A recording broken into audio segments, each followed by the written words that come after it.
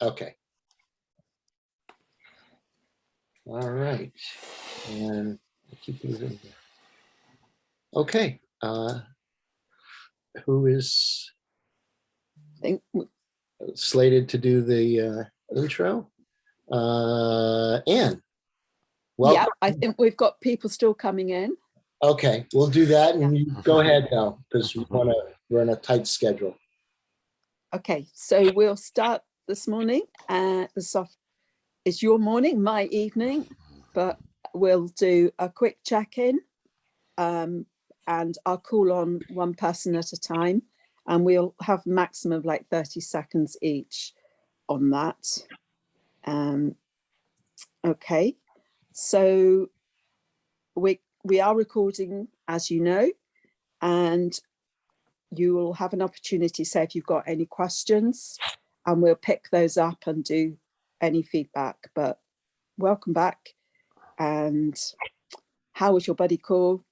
And anything that came up from if you did a facilitation? So a brief check-in.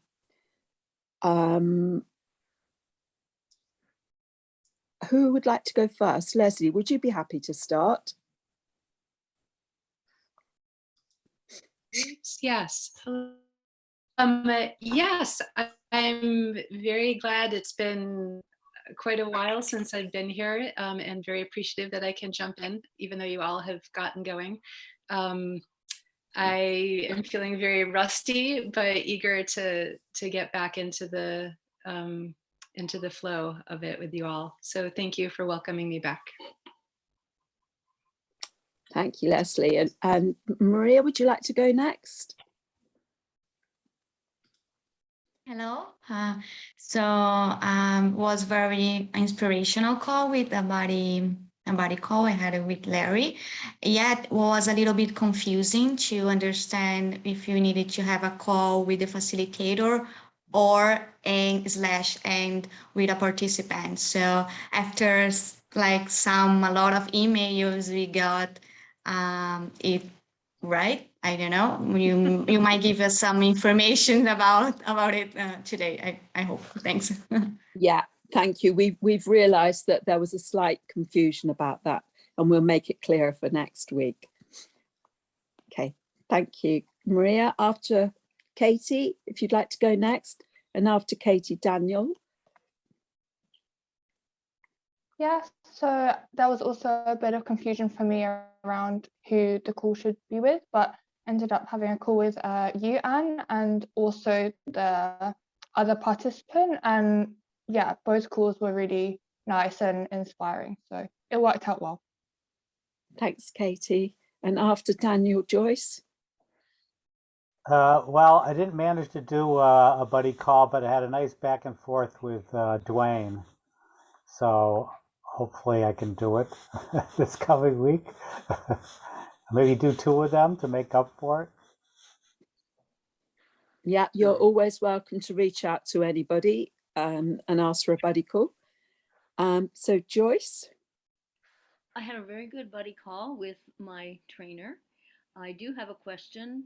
Is there any kind of person in Empathy Circle who I need some empathy on how to get into this meeting? And if I can talk with a trainer or someone, whenever I try the link, I don't get in. So I have to email someone and ask for a link, how to get into the meeting. Because I was late the first time because I couldn't get in. So I'll look forward to finding out how to do that. All right, Joyce, thank you for raising that for us. Make sure you've got the link for next time. So Marisa, would you like to go now?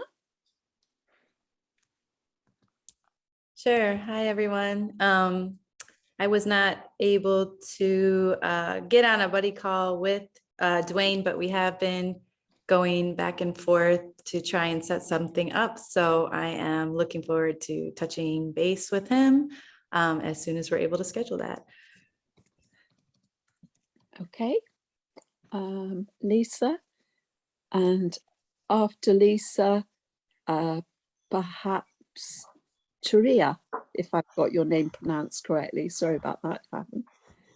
So I was able to have a buddy call. I was fortunate to have two with both yourself, Anne and Katie, and so they were really good calls. And I'm just enjoying the process. Thank you. And after Taria, John?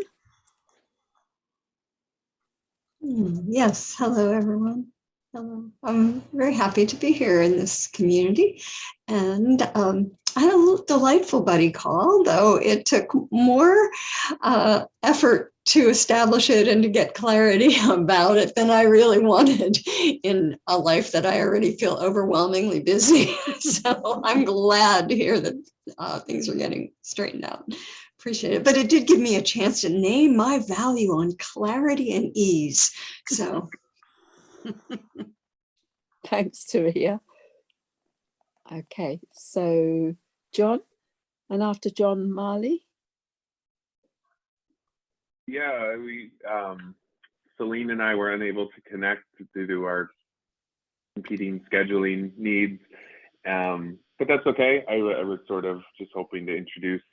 I didn't need anything like prior to this. I'm feeling good about the cohort and the progress, but I do recognize that it would be beneficial to connect in between a little more on a personal level. So I look forward to making more room for that going forward.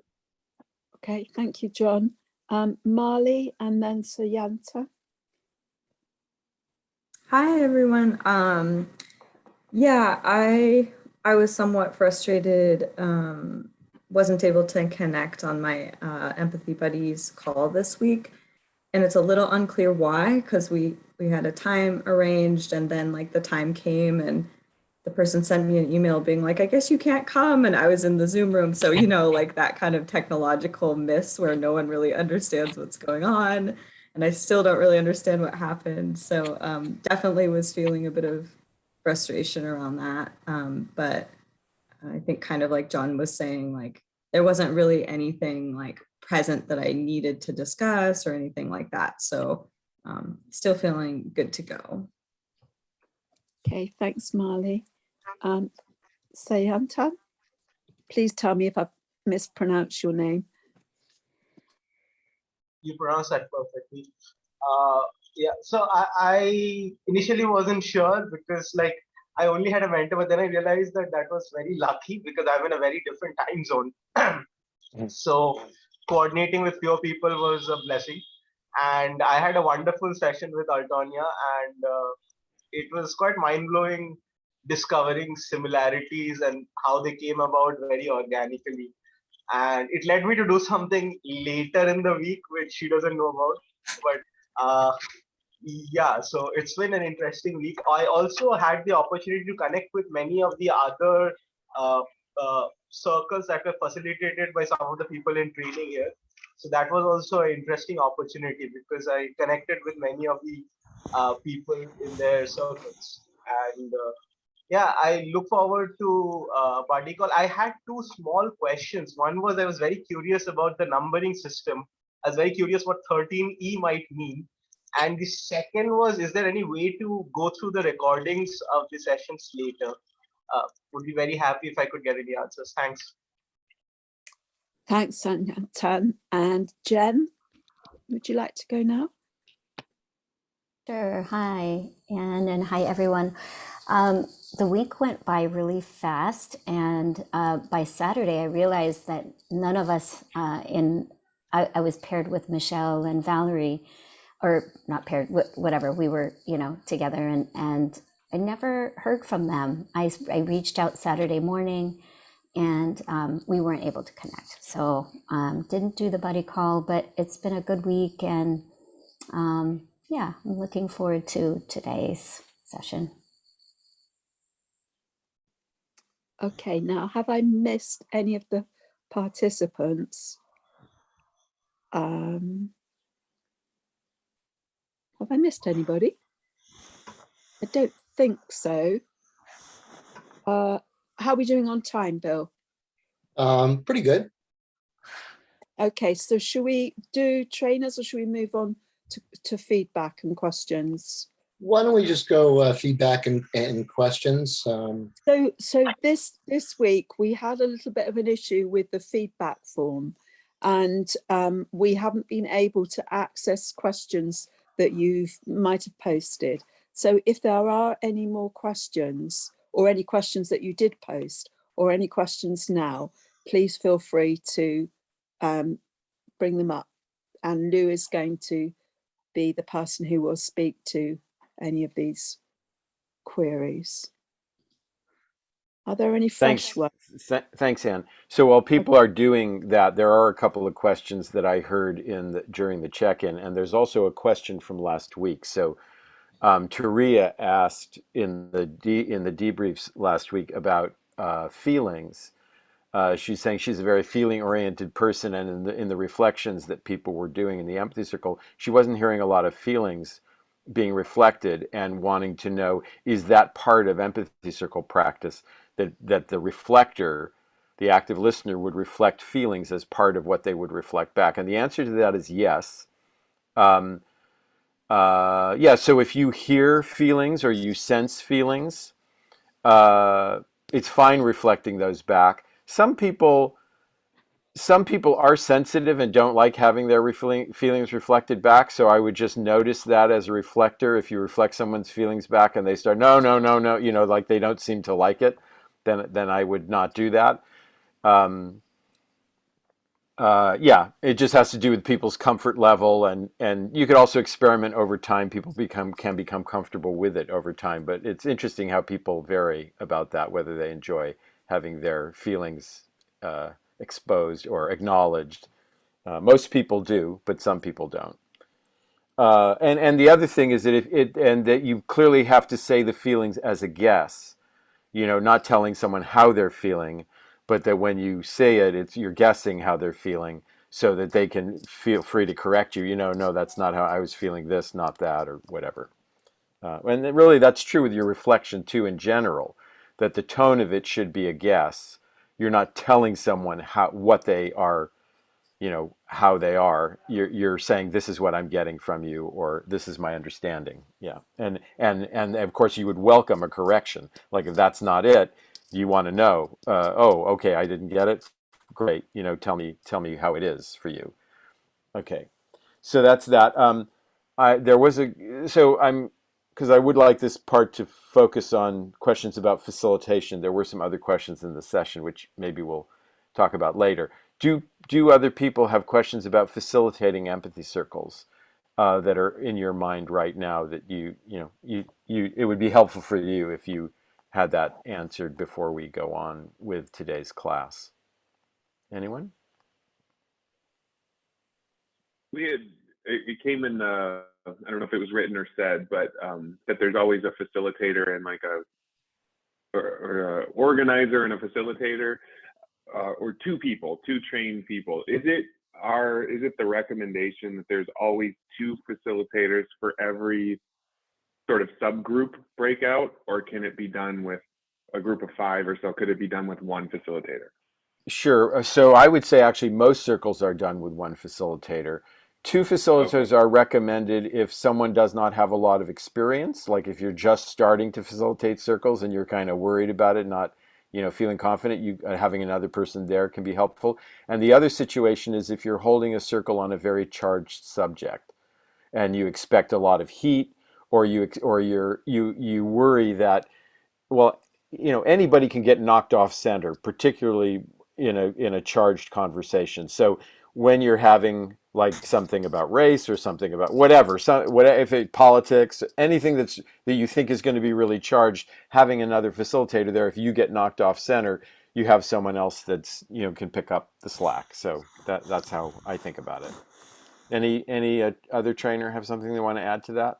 Yeah, Linda? I want to add too, if you're using two, is to define the roles of each facilitator. Like one is taking the keeping time and the other one is watching the group or whatever. Yeah, I'm sorry, go ahead, Anne. No, go on, Lou. Well, the other thing I was going to say is that the thing to keep in mind about 2 facilitators too is that in empathy circle practice, the facilitator is a participant, so they take a turn speaking. So if you have two facilitators, that means both of them would be speaking. And that means other people who are there to participate get less time speaking. So that just has to be calculated into the formula. You know, I always try to structure it so that participants get at least a third or fourth speaking turn. So I look at the number of people, the amount of time that we have to do the circle, and the length of this, and adjust the length of the speaking turn so that participants are likely to get to a third or fourth speaking turn, because the magic of the circle doesn't really start to happen until like the third or the fourth speaking turn. That's when things really start to get interesting, because the first round people are getting comfortable. The second round, maybe they're getting out their thought about the topic. But by the third round, it's like, well, now what are you going to say? After you've said the first thing that you think about whatever the topic is, what comes after that? That's when that starts to get interesting. Yeah. And my comment was that if you do your circle online on Zoom or something like that, then, and you're not sure how many people, you might have more people, then it's a good idea to have a second person as a facilitator there. That would be my additional comment. Yeah. And what I was describing about those elements is the reason why an ideal circle size is like, 4 or 5 people, because in an hour and 15 minutes or an hour and a half, if you're doing 4-minute turns, then people will get to a third or fourth speaking turn. If you can go longer, if you can get people to commit to 2 hours, then you can go with 5-minute turns, which is even nicer, because half of the turn is the reflection, people reflecting. So a person gets to talk for about 2.5 minutes. Or anyway, those are some of the logistical elements to think about as a facilitator. Any other questions? I have a question. Mm-hmm. If someone is having a really hard time, like reflecting, is there anything that the facilitator jumps in to do, or does the group kind of hold that? Like, because I feel like I've seen situations where, where it might be difficult, or someone is just kind of blanking out. Great question. Yeah. So it is a role that the facilitator plays, that if the reflector is having trouble reflecting the speaker back, and the speaker's starting to get frustrated about not being heard, that the facilitator can step in and actually help the speaker feel heard.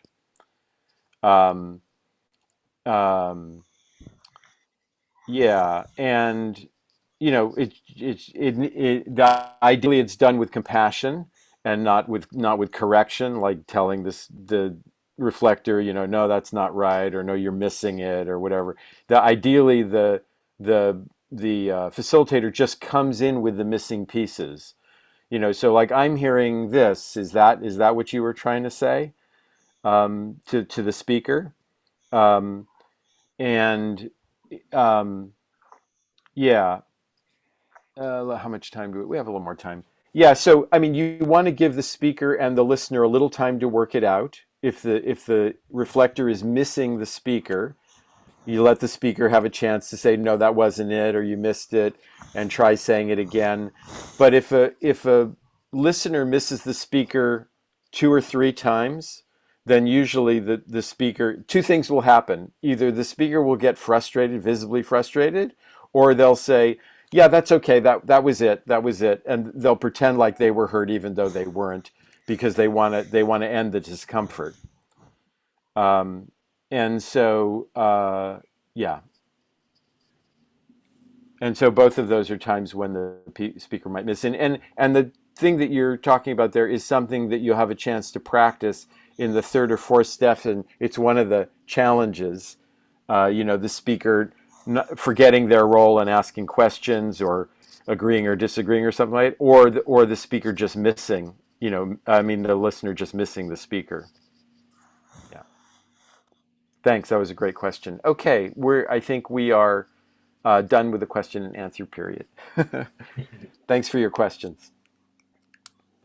Okay. Dwayne? Yeah. Okay.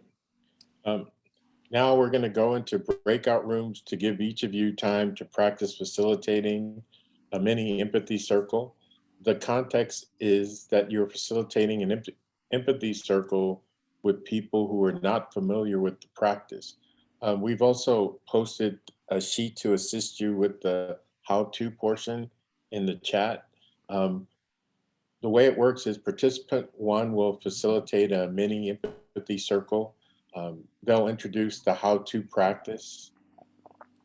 Next, they'll set a topic, and the topics are, and we'll post that in the chat. What are your thoughts and concerns about being an empathy circle facilitator, or whatever is alive for you? The time set, or the amount of time we'll have, is 3 minutes. The facilitator is the first listener, and we'll end with the feedback debrief, a short feedback for all participants. And it's going to be up to the person who's facilitating whether they do that immediately after or collectively at the end.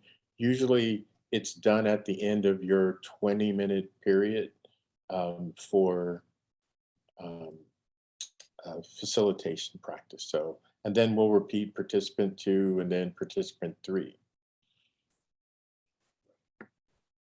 Are there Okay. questions? No? Okay. So I just want to let you know, so in room 1, I'm going to ask Lou to facilitate, if that's okay. And with him will be John, Jen, and Daniel. In room 2, I'm going to ask Linda to facilitate, if that's okay. And then with you will be Leslie, Katie, and Joyce. Room 3, Dwayne, if you can facilitate. And with you will be Lisa, Maria, Gabby, and Marisa. Okay. Sorry about that, Gabby. And then room 4, I'm going to ask, and I'll tell you, you're not feeling well. Would you like to facilitate, or would you like to kind of sit back a little bit? No, I can facilitate. All right. So I'll tell you room my 4. phone. Sure. If you could facilitate, and Larry will be in there. So you'll have a little less participants. So then we'll have Marley and Mike in there. The rest of you will be in the main room with me and I think Anne. And Anne, would you be happy to facilitate? Great. Yes. Yeah, Linda? You're muted. You're muted. Well, every room, you want every room to record? Or each room Yeah, just you all have cohorts, so yeah, just record. Okay. Yeah, just so that Okay. Edwin can then pick what he wants to post. Yep. Okay. If there are no more questions, I believe we're ready to go into the room. Dwayne. Just have Okay. a quick question. Do we need to ask permission with the group that we're in, if it's okay with them that we record? Absolutely. Yeah, I think that's a good practice to do. And if someone if any of you are uncomfortable, please feel free and we won't record. We're kind of, and then also just remember that, we'll be practicing the how-to and then the facilitation. So budget your time. This is all of your high school math skills to really come to. You said you would never need to use them. So Bill, would you like to remind us when we're back in the main room? We're back in the main room in just about, we're very good on time, in about an hour and a half from now, which would be 12 o'clock Pacific time, but the top of the hour, an hour and a half from now, from wherever you are, pretty much. Now in 35 minutes, according to my clock. Okay. All right. We ready now? Yeah. All right. Here we go.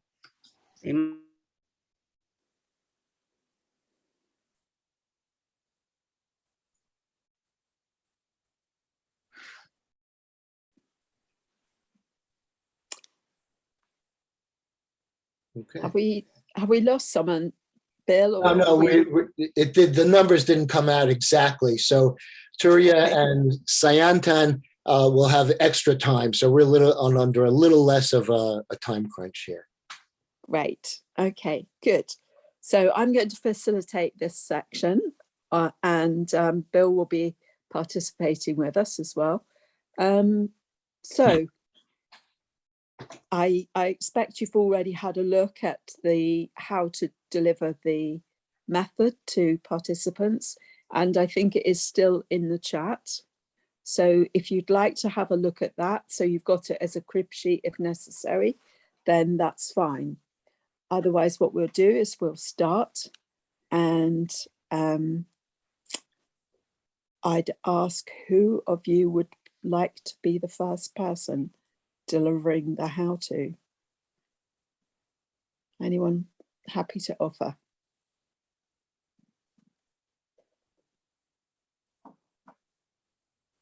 You're muted at the moment, so Yantan.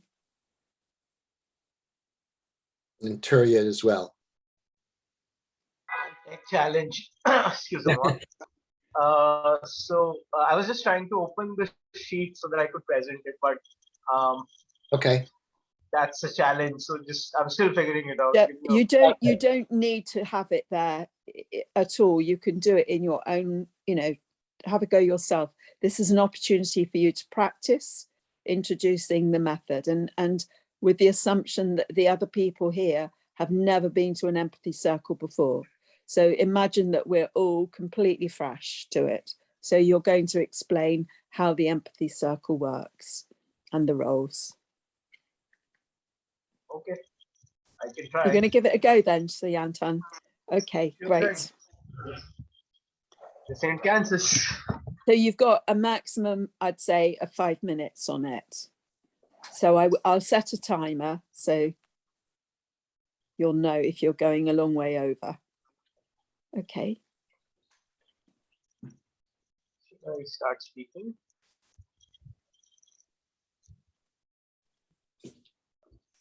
Go ahead. Yes. Okay. So, hi, welcome everyone. Yeah, we do the jazz hands. I don't know what's that. So, warm welcome to everyone here. Thank you so much for showing up and being part of this movement of empathy. I'm just going to do a few ground rules that we go over as part of the structure of how we conduct this circle this evening. So this is a small group of, say, around 3 or 5 participants. So the way we'll go about this is at any one point of time, there will be an active speaker who will be speaking for, say, maybe a period of 2 to 3 minutes. And I'll be keeping the time. And he or she will have to pick, they will pick a listener for themselves before they start speaking. And the listener plays the most crucial role of active listening. So whatever the speaker says, the listener is encouraged to ask them to pause periodically and reflect back without adding their own thoughts. If they feel, they can reflect the emotions, and feel free to just accurately reflect whatever you feel you listen. And this starts with first, if I am the facilitator here, so I will be the first listener here. Anybody can volunteer to be the first speaker. And once we have this session of 2 or 3 minutes where, say, I speak 3 or 4 sentences or maybe 10 seconds, and then whoever is the speaker, I reflect them. Sorry, I'm the listener, I'm not the speaker. So whoever speaks for 2 or 3 sentences, and I reflect them back for some amount of time, and I'll be keeping the time. So I'll let you know once it's 2 or 3 minutes. That's when the session ends. And then whoever was the listener last, in the first case, it would be me. I pick who will be my listener, and I speak. And this continues in a circle. So the person who I pick to listen to me for the next 2 or 3 minutes, they will become the speaker, and then they can pick the next listener for them. And we continue in a circle, and let me just check if I missed anything.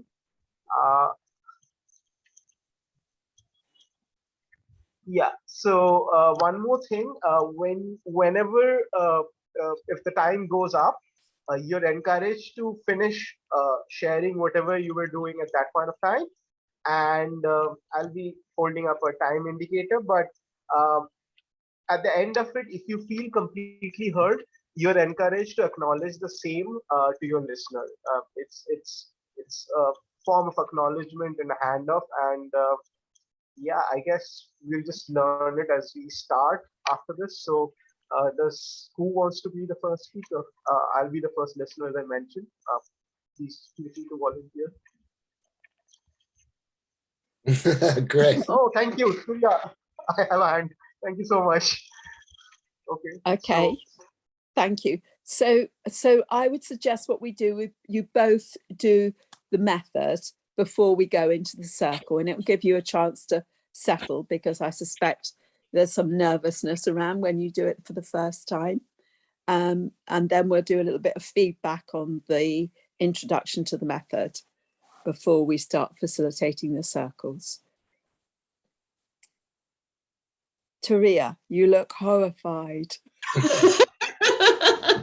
Well, I am at a loss. When I hear you say method, I don't know what you're talking about.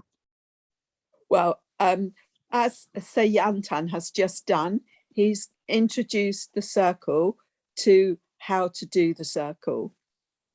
And so that is part of the task for this evening, is for each of the people here, the participants, to practice introducing the method, because you always need to do it in the circle. So if now, rather than going into the circle that Sayantan has set us up for, you do your introduction, and then you'll each have a turn to actually facilitate a circle. Thank you. That's clear. That's clear. Okay. So method does refer to the how-to. Yeah, so you're doing the how-to now. Okay, thank you. All right. Well, gosh, welcome. Welcome to each of you. I'm really happy to have the opportunity to welcome you to this Empathy Facilitator Circle. And so as we get started, I'd love to just lay out kind of how it goes, how the process goes. We'll be moving around the circle in dyads, a speaker and a listener, or you could think of that as a speaker and a reflector. And each dyad will have 4 minutes, and we'll try and get around the circle 3 times. Now, in our listening time, the speaker is asked to share 2 or 3 ideas before the reflector has a chance to offer them back, either really accurately and verbatim what they heard, or maybe distilling the essence of what they heard. So then after that 4 minutes is up, then I, as a facilitator of this particular circle, will indicate that time is up. I have a little sign. I like my sign. And when you see that sign or hear the bell, wherever it is, whether it's the speaker or the reflector, they get a chance to finish. Now, the reflector, when they're reflecting, the idea is to listen with as much spaciousness as possible without putting in maybe questions or judgments or opinions about what you as the reflector might be feeling, but more just to respect the way the person has expressed themselves. And then when the time is up, the person who has been the listener will choose a listener, and they themselves become the speaker.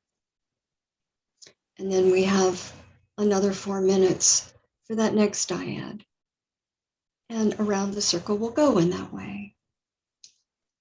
So I'm really wondering if this has been clear, or if there are places where it's not clear and people have questions.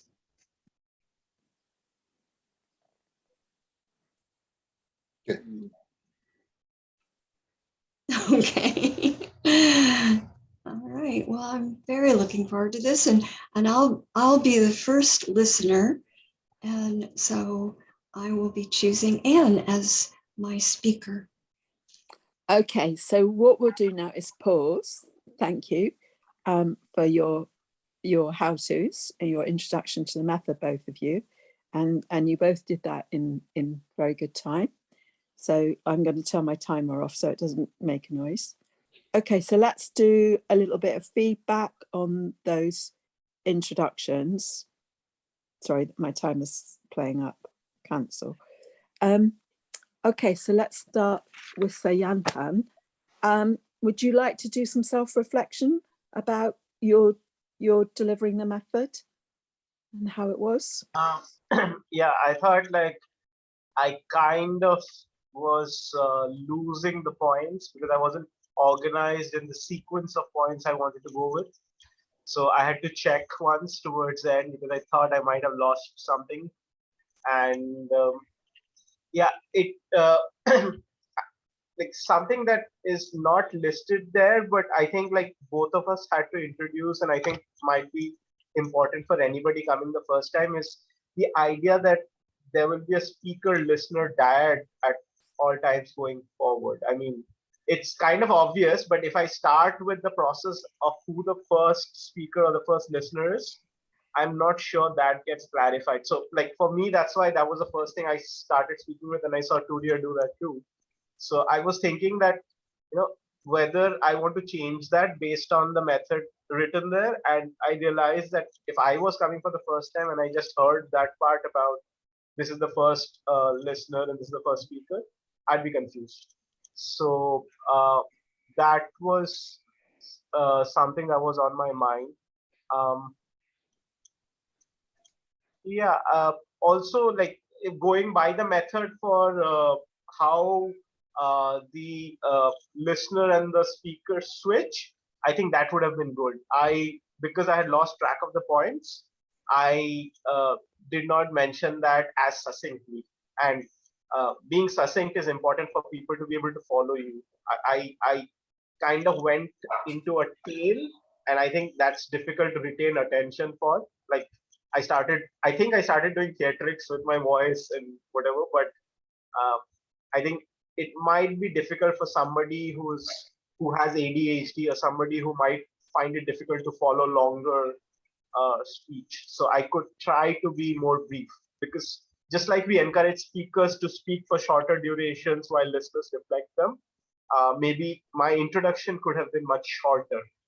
I spoke for almost 1.5 minutes. If I had just gone by the method, I would have probably finished much quicker. That's what I thought. Okay, well, great criticisms of your method. Would you like Turia to give Sayatan some opportunity to hear your feedback? Let's see. I loved the warmth of your welcome. I felt like I could settle into my chair just right then. And I for some reason, your word conduct, how we're going to conduct this, stood out for me as like a really nice, clear word, conduct. And for me, I could always use a little bit slower pace of hearing, especially when I'm having new information. So that's all that comes to my. I thought you had all the details complete in there that I needed. That's what I have to say. Okay, Bill, I'll offer you an opportunity to contribute. Anything you might like to add? Sure. Well, I just want to also agree with what Turia said about the warmth, and then coming there, and that's a big part of it. One of the things is that the empathy circle is a process, And, depending upon how I'm feeling or whatever, I'll mess up something like that.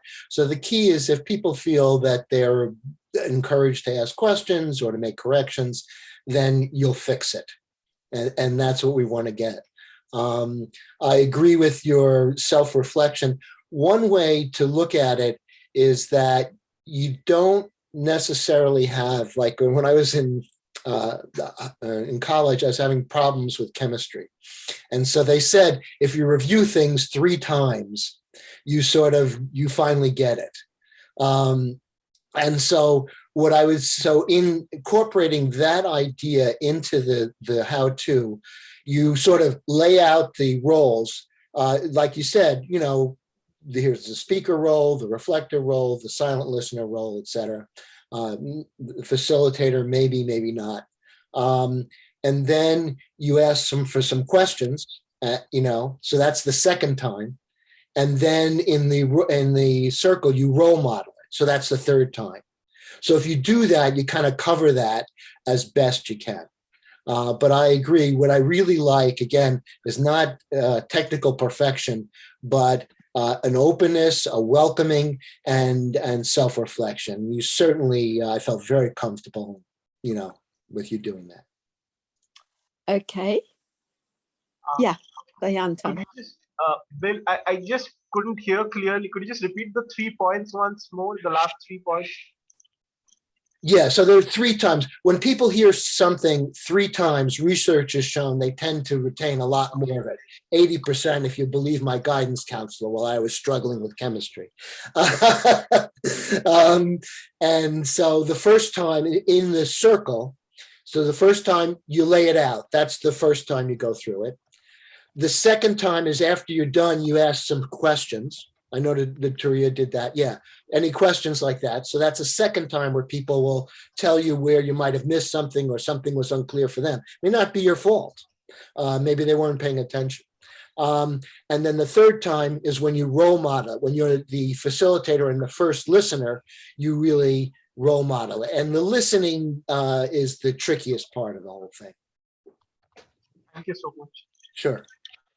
And for me, Sayantan, I like the way you communicated a welcome really effectively and a warmth with that, and that is always really important. And I felt like you covered just about everything within the method. There was something that I would include, and I speak always to the role of the silent listener when I'm introducing the method, because I think it's important that people realize that we're there and we're all listening to whoever the speaker is, and that our role is to help to hold the circle, to be listening, but also to be noticing how it is and noticing the difference between being the active listener and the silent listener, and what it feels like, and noticing like what's going on, because it is quite different to normal communication. We notice that it's very different. So learning from that, it feels it's good to bring that into the method at the beginning, to me. I also, Sayantan, would encourage you to slow down a little bit, especially when you're with people from different cultures, different countries. It helps just, and I think it's valuable as well to introduce a calmness as well. And quite often when we come in, we do need to settle in ourselves individually. And so just slowing it down makes it a little bit easier for people to take in what you're saying, I think. But well done. Very good. Very nice. Thank you. And I'm not saying much more because it's all been covered with everybody else's feedback. Okay. Turiya, so shall we move on to you, and let's start with your self-reflection and how it was for you.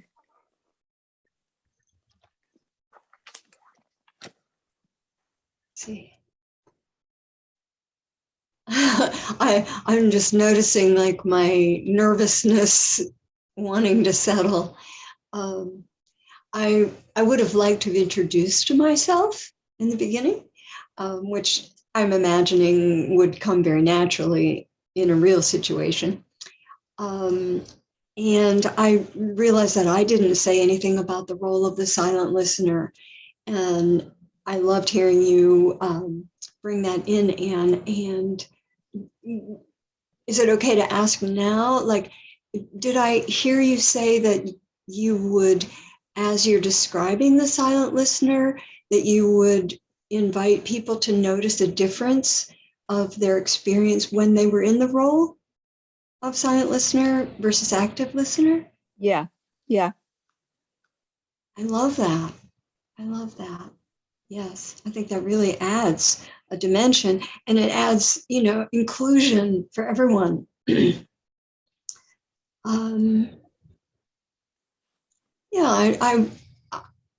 I would have liked to have been a little bit more grounded in the process, so I would have just felt a little bit more in command of my tongue. So that's what I have. Okay, thank you. So Yantan, would you like to offer some feedback? I really liked how you went slow, because that really made me understand each and every word. I wish you had gone first, because then I could have tried to emulate that. I realized that immediately when you went after me.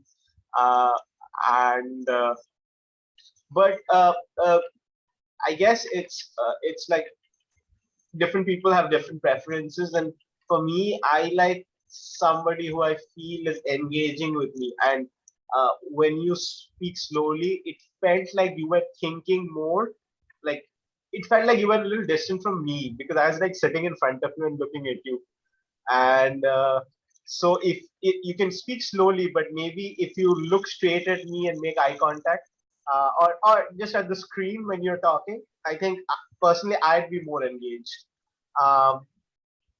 And yeah, I mean, for me, I think these might be points which might be like more specific to me, but I can talk about my experience only. So feel free to like disregard these if you think these might not be applicable to others. But I kind of I like it when people relate more to me than to ideas. So if I feel that something is becoming very spiritual to the point of not connecting with me, or being on a different plane, I sometimes lose interest a bit. So I mean, that was something that I kind of felt where when you were pausing a lot, I was like, where is this going? Like, it came to my mind. I know where this is going and what you're saying, but at the back of my mind, I could feel this voice that was telling me like, okay, like, why is this point here? Why is like this? I know that you had it all figured out, but like for me, it wasn't flowing one to the other for myself. So I kind of felt like a little slightly lost, but I got it later. But my feeling was of like feeling a little away. Like I felt like you were not here with me. You knew everything, but you were on your own thought, and I was like looking at you, but not really with you. So that was my feeling. But I got the points, and you dropped the numbers very subtly. For me, I'm a more numbers and figures guy. So if you tell me like 3 rounds, I want to hear the three very loudly, because it's like that's what stands out for me. 3 rounds, 2 to 3 minutes. It's going to go around in 3 circles. I know you mentioned that we'll do around three circles, and we'll do 2 to 3 minutes, but I really want to hear the numbers very loudly, because that's like the significant data that stands out for me. Like, so yeah, but it Okay. was amazing and everything was good. Yeah. Okay, I encourage you just to round off now so that we get a chance to hear from Bill and myself. But thank you, Yantan, for your feedback.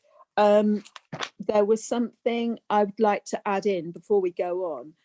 just almost as a point that when people are on phones or tablets, they could well be looking directly at you, but it doesn't look as if they are. It's one of the problems with using Zoom. And I suspect that's what's happening with Taria and myself. I rarely look as if I'm looking at people, but I actually am. So I think it's something that we need to adjust for in ourselves. And it is, and what I find is I don't always do it, but if I remember, I will tell people that I'm on an iPad, and so it looks as if I'm not looking at you, but actually I am. So it just acknowledges there's that thing. So Taria, if that is something that happens for you, maybe just saying it, but so it's useful you raising it, Sayantan.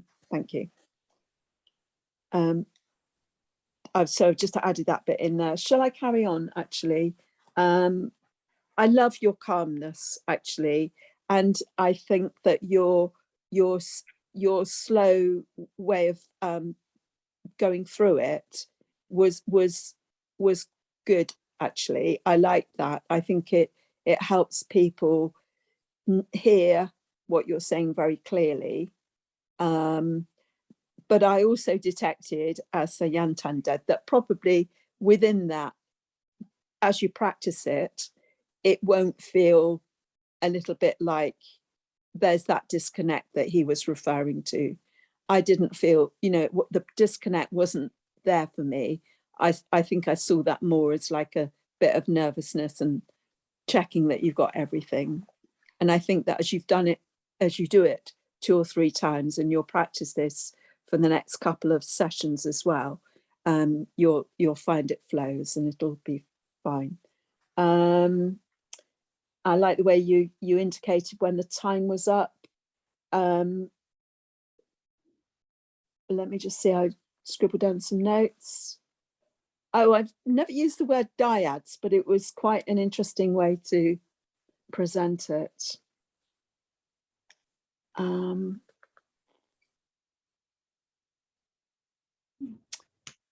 Yes, and I think you did mention about the active listener becoming the speaker, and maybe for both of you, there is the active listener and the silent listener, but just the speaker. And we somehow, it's something that many of us do, we start saying active speaker, but the speaker is the speaker.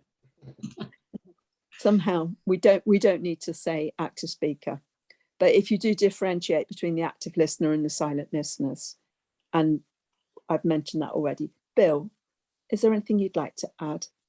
Well, I agree. I think you're very welcoming and warm, and that's the thing.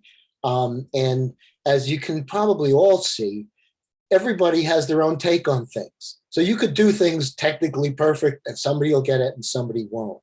And so the idea is just to be self-aware as you're being self-aware, and then kind of adjusting on the fly, reading the room, supposedly, it's like an acting. I also noted the term dyad, and that was fine. But just remember when you're doing, and if you know your room and people are fine with dyad, then that's fine. But many times we have people, English as a second language, or like who just for some reason, just don't. There are some people, like for instance, who had multiple sclerosis, who had processing problems. And so for one reason or the other. So just what I would say, is dyad wrong? No, not necessarily, but some people may not get it. And a dyad is sort of part of what we're doing, but it's different from what we're doing. You understand? It's kind of like a part of it. So, see, like in this group, dyad I think is fine. We all understood it.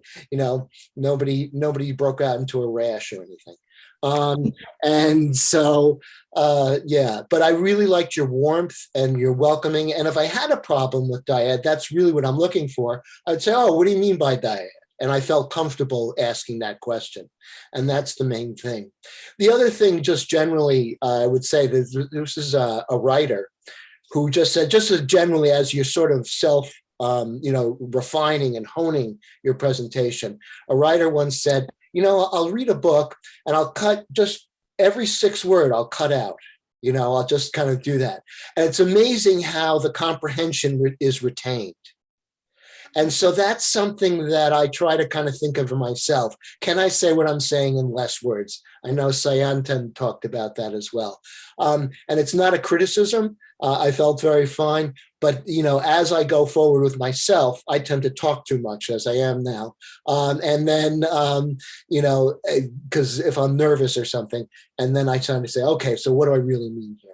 So that's the feedback. But really, really nice, wonderful, warm. I want to be in your circle. So that's it. I can't say how fun it is to get this feedback. Like I don't live a life wherein I have opportunities to get feedback very much. So it's like a wonderment to me and a real gift. So I do know that I can feel nervous, especially, I don't really know what I'm saying, and I'm like reading the blackboard in my head to try and get the points across. And so I appreciate, about being more detached and not so connected. Sayantan. I've never said that name before. So anyway, that's really, it's good feedback. And I think that it would naturally change as I get this more integrated in me. I hope so. Sorry, I accidentally sent it. I was just typing it for my own notes. I'm not hearing you well. What did... That's okay. I accidentally typed something and I just realized. I thought you would write that. Okay. No. Okay. I saw what you typed. So it wasn't disconnected.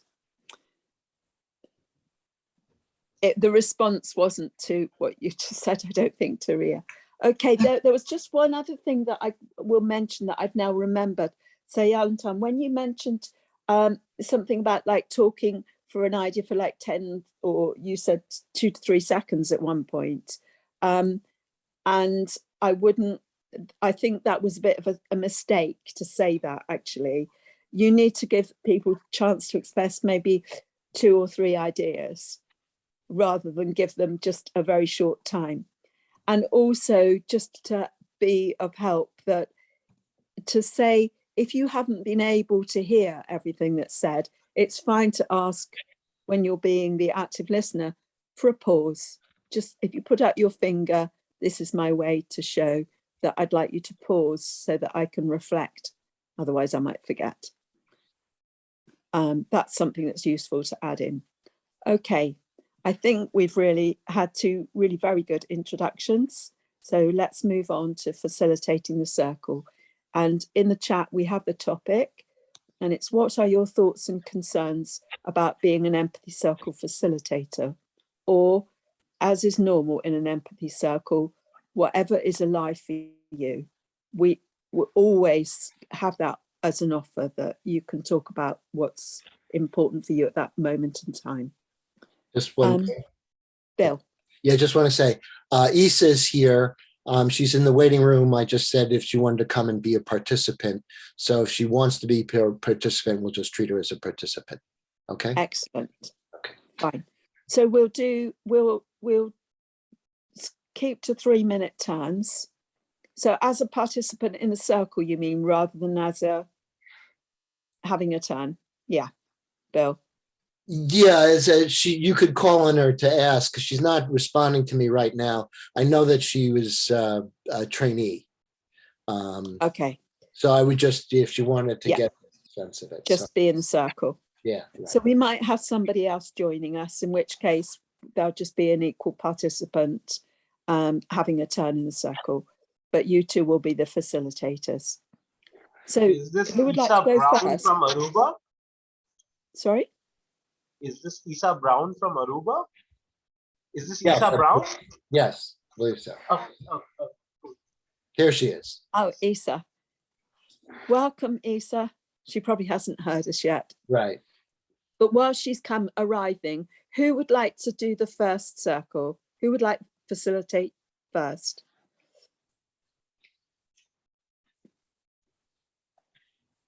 Tuya, do you want to go first? Necessarily. What would be your choice? I am willing.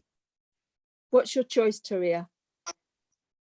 My choice would be to get to experience being facilitated again. Okay. All right. So Sayantan, are you happy with that? Yeah, I'm fine. Okay. I thought you would be. Great. So now you're the facilitator. Don't go through the introduction again. Obviously, we all know now how to do it. So you're going to be in charge of keeping time within the circle, and I'd suggest 3-minute turns. And I will do the overall timing and let you know when the circle's time is up. I have a question. Do you guys generally keep time using a timer or your phones, or how do you keep time usually? Well, I would say this at the beginning. I say I will hold up my phone when the time's up, and other people might hold up a sign, but let people know at the beginning how you're going to tell them, because one of your main roles in the circle is to be the timekeeper and to communicate with them how they're going to know when it's time. Okay. Have you got a timer or Yes, a phone? I do. I'm just trying to figure out how to do the stopwatch on this. Okay, I do. So it's 3 minutes, right? That's what you said. Yeah. So hi, yeah, nice to be back. Let's Now that you've got. Let's just welcome Isa, because I think she can hear us now. Isa, can you hear us? I plan to do that. Okay, yeah, over I to think you. Isa's audio is on. Isa, hi. Hello, hi. Hello, hello. Hi, we can't see you. Oh, yes, hold on. Can you see me now? Oh, yes. There you are. Hi. Hi. Hi, everyone. Welcome. We've had a round of introductions already. So we are just starting a circle right now. Okay. And yeah, I'm the facilitator. So this is just the first round, and I have done introductions already of the framework for this, but I guess you're already aware, so I'm not going to repeat it. And we'll just get on with this circle for now. So just a reminder that as part of keeping time, I will be holding up my phone, which is this blue color thing with a black dot, up when we complete 3 minutes. And yeah, so like I said, while introducing, I'll be the first listener. So do I have any volunteers to be the first speaker?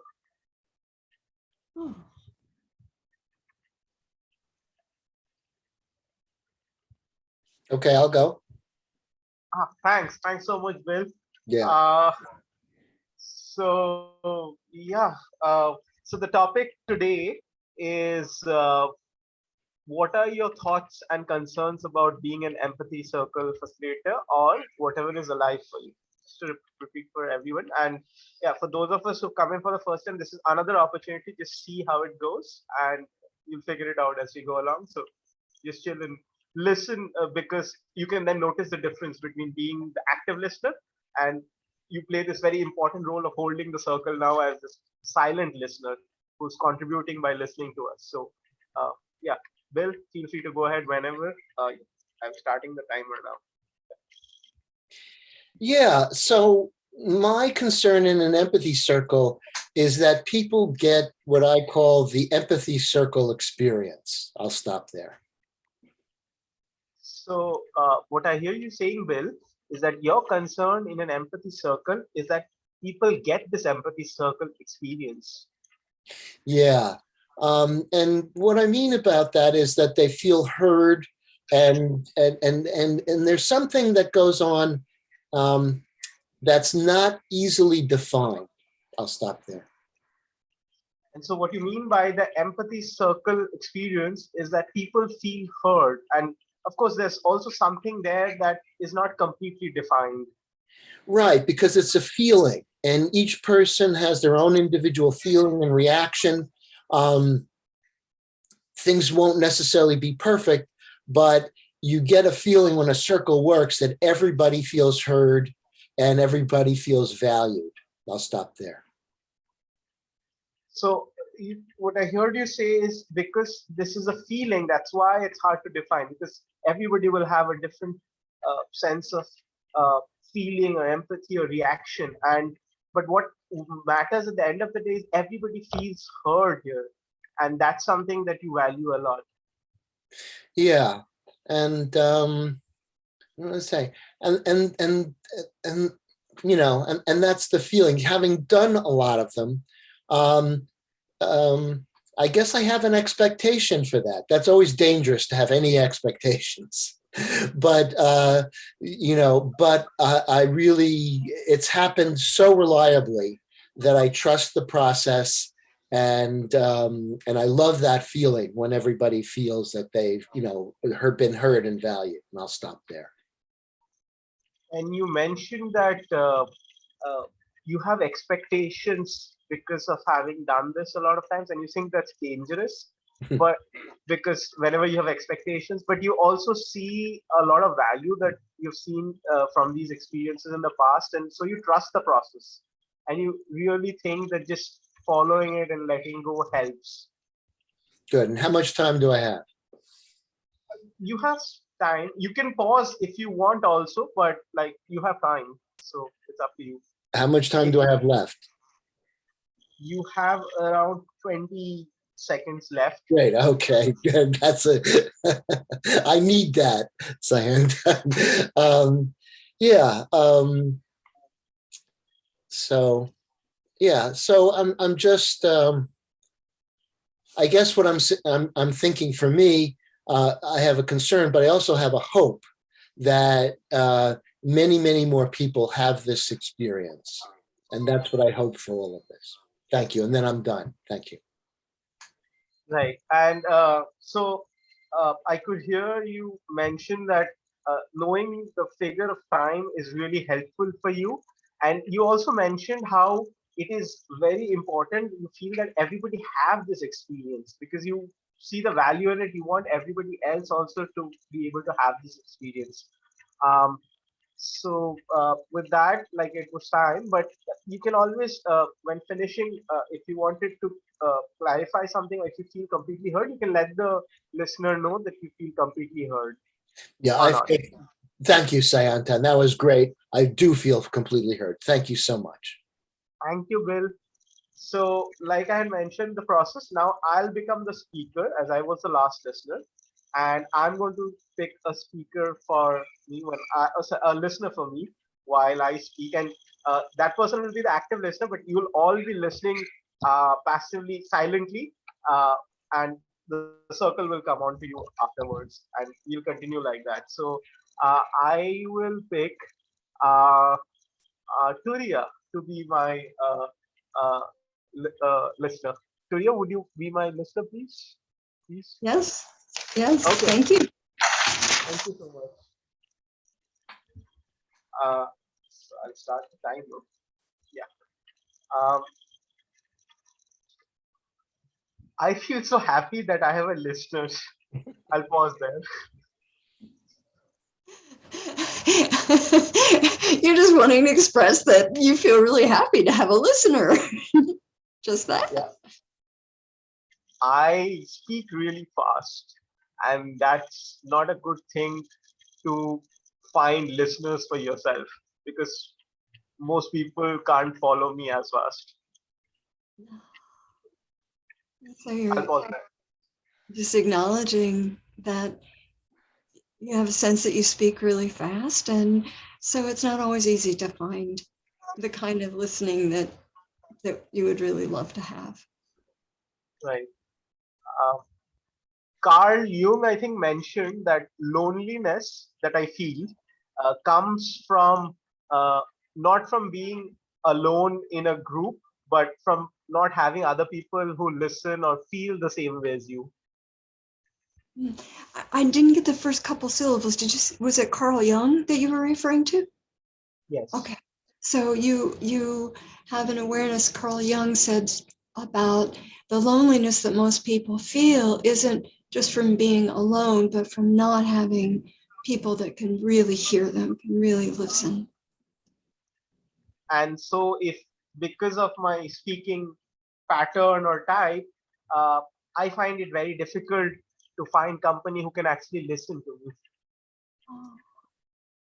So you're recognizing, because of the, and this is what you're saying, is how you speak, it is difficult to find people to really listen to you.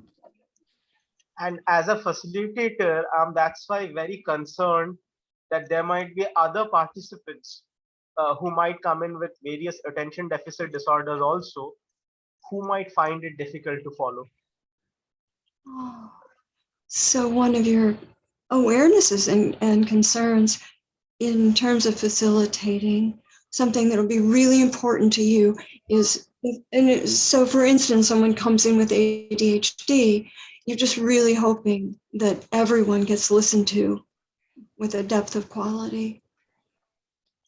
And something similarly alive for me is I've had people come with various experiences of trauma and depression to empathy circles, and as a facilitator, I'm scared of what I do in those situations. So you're aware, you've been in circles where people have come with a history of trauma and depression, and you have some anxiety, some worry about, if that happens, what will you do? Thank you. And with that, my time is up and I feel completely heard. Thank you so much, Turia. Thank you. Thank you.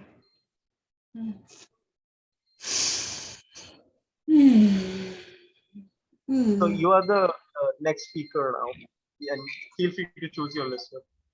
Okay, thank you. Isa, I'm wondering if you'd be willing to hear me. Yes.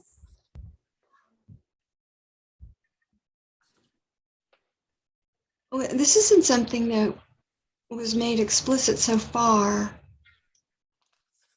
and I'm glad for the opportunity to ask this question.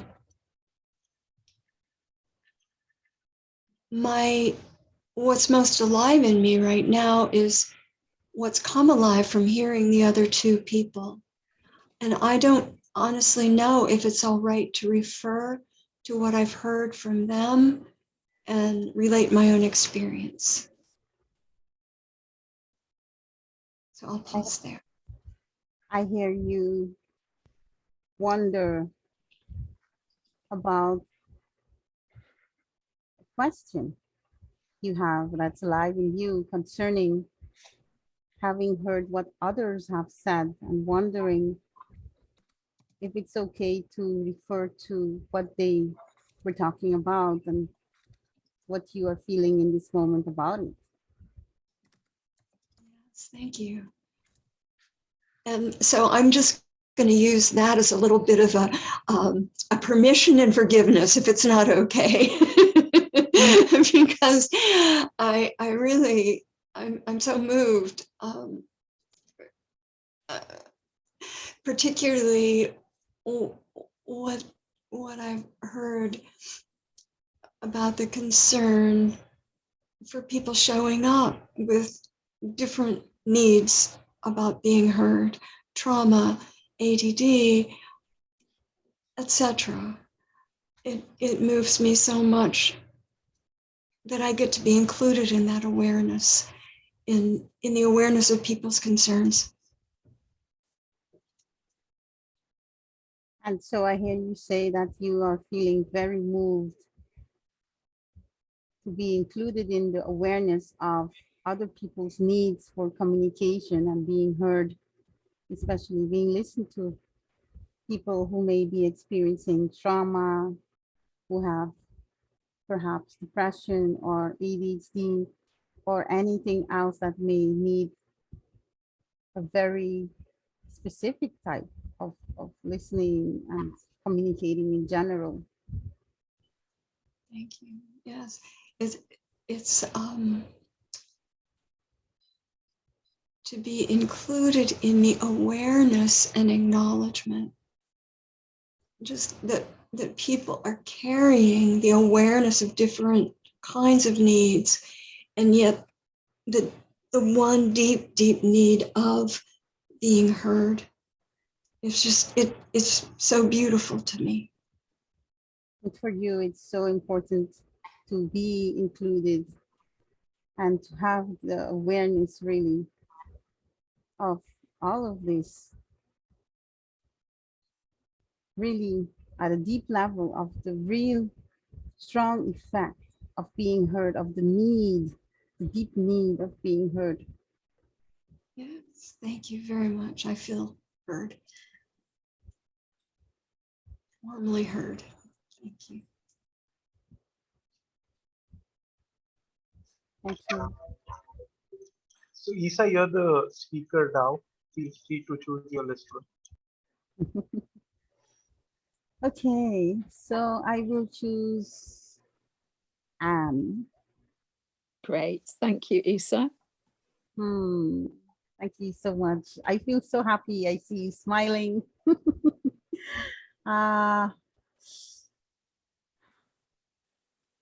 So I came into the call wondering how I would feel coming in to the group. There was a lot going on previously, and I feel so welcomed. So I'm hearing that you're really happy being here in the circle, and you love the smiling. And you came wondering how it would be because you had a lot going on previously, and you wondered how it would be just coming in when you did. Yes. Yes. So noticing how things are given to us,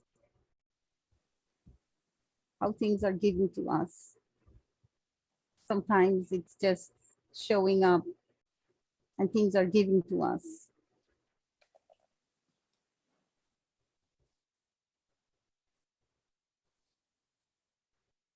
So what you're noticing and wanting to speak to is about how you do notice things are just given to us, and how that is and how they show up, those things. Yes. Yes. So it's like wondering about communication, wondering if we are communicating properly, if we are being heard, if we are being understood, not just heard. Yeah, and within that, what you're thinking of and wondering about is, are we being understood as well as being heard? Mm-hmm. Yes. Understanding.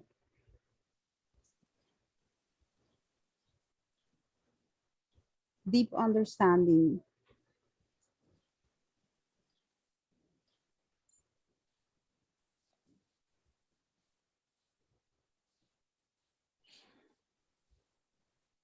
And I sense you really kind of allowing yourself to explore that within yourself. That's what I sense you're doing. Whether that deep understanding is there and finding it for yourself, that's what I kind of am sensing. Yes. And also within the group.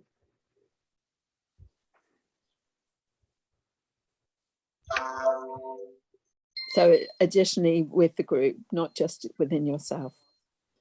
Yes, I feel fully heard. Thank you so much. Thank you, Isa. Okay, so Yantan, would you listen to me, please?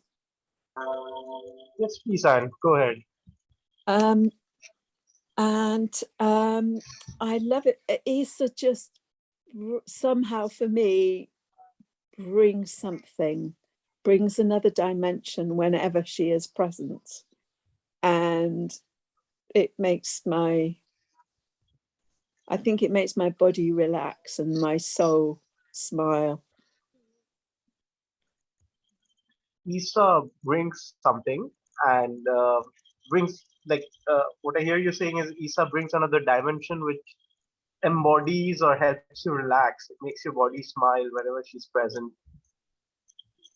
And I don't know her well, but I know a little, and I know that I sense that Isa is deeply immersed in this embodiment and really living like authentically, and it makes me smile. It makes me happy. So what I hear you say is you don't know Isa that well, but you really sense that she is immersed in this embodiment, and it really makes you very happy. It makes you smile to experience this. Yeah. And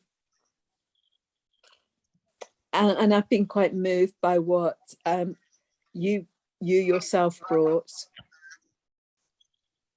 which felt like it came quite deeply from you, about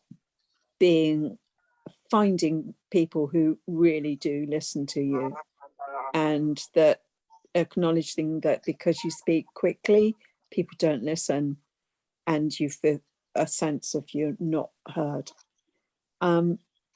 But also you brought in about people coming with trauma.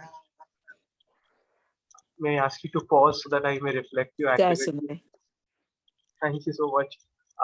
I have this attention deficit thing, so I need to keep it a little short. I just remembered though that when I was reflecting the last time, I forgot to mention that you also thought that what I heard you say was that Isa, you think, lived authentically, and I could see the smile on your face that actually appeared as you mentioned that it makes you smile. So I just wanted to mention that from the last time, which I thought I forgot to mention. And what you said now, I was trying to follow, and you wanted to acknowledge something that I said about finding listeners and being able to be heard. I lost you towards the tail end there. Please, would you be kind enough to repeat that part if possible? I don't think I can remember them. I don't think I can remember them. So I'm fine with leaving there. And it is the end of your turn with the circle now. So. Thank you. Your time was also up. Great. I'm so sorry I couldn't reflect that accurately. I lost you towards the end. You did. You reflected it accurately. Thank you very much. I feel fully heard by you. Okay. Thank you so much. So, Isa, I'm assuming you're just going to be participating in the circles, and now Turia is going to have her turn at facilitating a circle. So, Turia, it's over to you. And we'll have some time at the end to do a feedback and questions. I need to find it. So you have 20 minutes, and I will take care of the 20 minutes and let you know when that's up, but you're responsible for the time. And so if you do 3-minute turns. Okay, all right. So we're invited here to contemplate and share what concerns and considerations we have as we are with ourselves as Empathy Circle facilitators, and or anything else that comes up as alive for you. And I will start as the first active listener, and I will choose a speaker and invite everyone else to be in a sense of silent listening.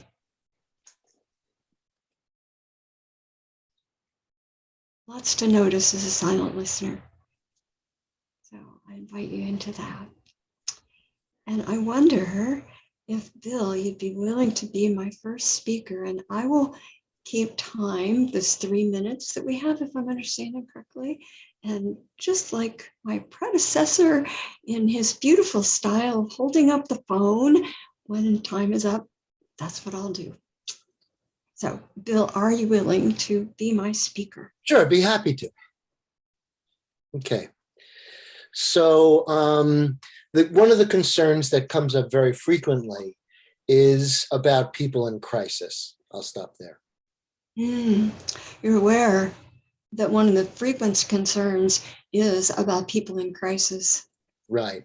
And sometimes people feel that somehow in the circle, we're acting like therapists. I'll stop there. So you're aware sometimes people have concerns that they're seeing that we might be acting as therapists in the circle. Right. And so what we say is that this is not therapy, and we are not therapists very clearly, but the effect of the circle can be therapeutic. So there's very clear, there's a lot of clarity about we are not therapists. This is not therapy, and the effects can be therapeutic. Right. But nevertheless, sometimes life gives us challenging situations where people come and they are in crisis. And so therefore, what we suggest is that people have references for mental health referrals. I'll stop there and then I'll elaborate. Sorry. Despite the fact that it's clear that this is not therapy, of course, life being what it is, people can show up in crisis in various degrees of need. And so I heard you say, so people are asked to have references. Maybe you'd be willing to clarify what people you mean. Right. So in consultation with a former cohort member who has a PhD in psychology, she said that legally you should have 3. So that would be maybe a suicide hotline, substance abuse, some other kind of therapy. So depending upon your local area, it's hard because you don't know, people can be coming from all over the world. So if I gave you a reference to something near me and you're not in the San Francisco Bay Area, that might be. So you do the best you can to have that and realize, I'm sorry, I'm going on a bit long here, but to realize your limitations and when you need to really kind of just, give people resources for further help. Thanks. Yeah, so this has come up for you. Oh, our time is up, by the way. Okay, sure. And I'll just be brief. But someone that you knew before, a reliable source, PhD, did let you know that it's important, especially in different states, to have 3 resources. And this might be difficult considering the international community that we're in, but it's important to do the best you can to have these resources that you can offer to anyone who might be in crisis. Thank you, Turi. I feel fully heard. Thank you, Bill. And so now let's see, I speak, I choose a listener, right? Okay. And I'm wondering if you'd be willing to listen to me. Except you're on mute. I'd love to.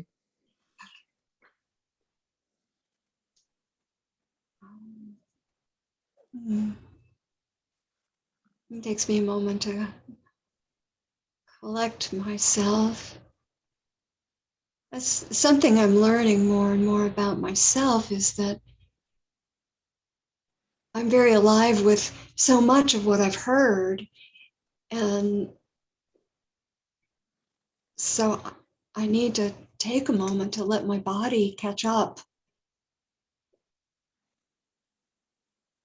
and to see what's real and alive for me now that I've been touched by others. So I'll pause there. So what I'm hearing is that you have the need and the sense of taking a moment and allowing yourself to collect yourself and center yourself, and you're learning about yourself from that. And when you've been listening to other people and hearing their stories, you need to find where you are with yourself, whether that's about that or touch base with yourself. Yeah, thank you. Thank you. And for example, like I'm tracking, I have anxiety in my body just for being in a new situation, but I also have fear in hearing what Bill said about people coming in crisis, because I have been on both sides of crisis and it scares me. Yeah, I'll just pause there. So and you're tracking what's going on in yourself, and you detect anxiety and a kind of a heightened anxiety by what's been introduced by Bill when he talked about people coming in, what he was saying, and that you personally have been on each side of crisis, so that you're aware that makes you anxious. Yeah, and now, thank you for hearing me. Now the grief comes up for how alone I have been on both sides of that crisis. And yeah. And hoping that there is mutual support somewhere in this network, because humans aren't meant to be alone in crisis, either side of it. And what you know, and I sense, that the grief is there, and you've acknowledged that grief is there, in that you've been alone, too much alone around the crisis, on both sides of the crisis, and you don't, this isn't the way for humans to be. Yes, thank you. You hope that within this network that you're going to encounter understanding of that. Yeah, thank you. Did I make this obvious when the time was up? I heard it. I didn't see it, but that's probably my fault. I couldn't see the bottom of your screen. Oh, okay. Yeah, that's perfect. Thank you. Thank you very much. I feel very tenderly heard and held. So, Asa, would you do me the honor, please? Okay, so I'm just going to go back and remind myself the topic. What are your thoughts and concerns about being an Empathy Circle Facilitator? Do you know, I appreciate Bill bringing in that, using the opportunity to bring in that bit of information, that it's a good practice to have up your sleeve, a way to refer people if you feel a need, that you can not refer but pass on contact for other support. Excuse me, I'm going to have to sneeze.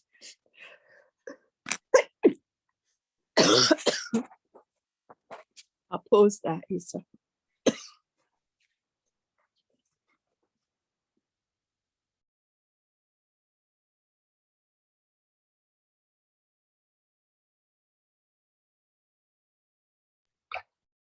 Lisa, you're muted. I'm muted. I'm telling you, you're muted.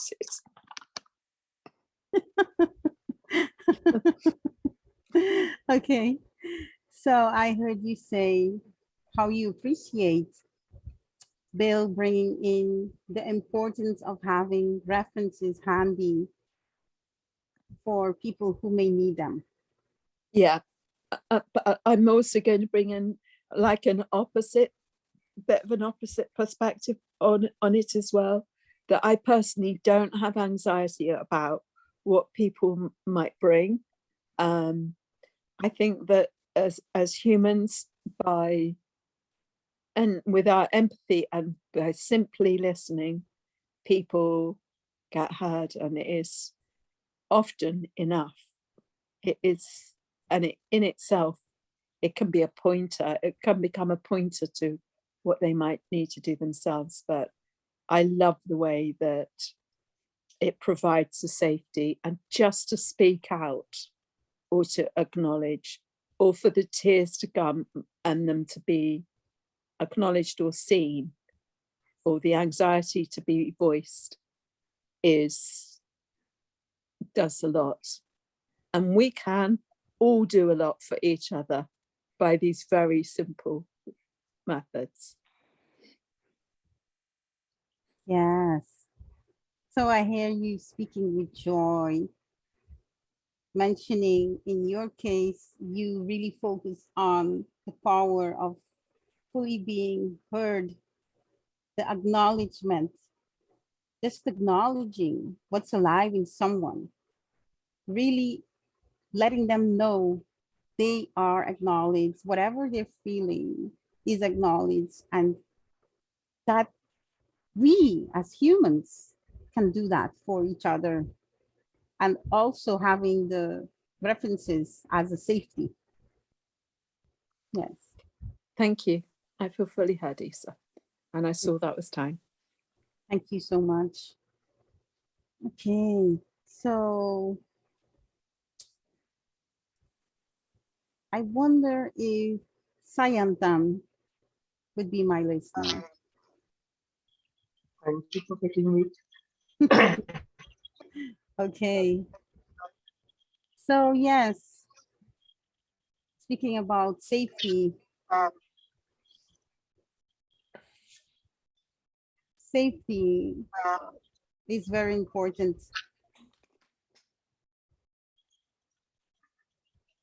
So yes, I hear you saying, talking about safety.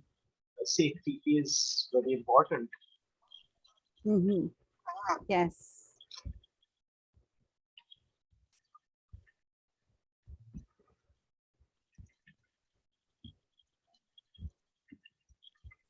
Having references handy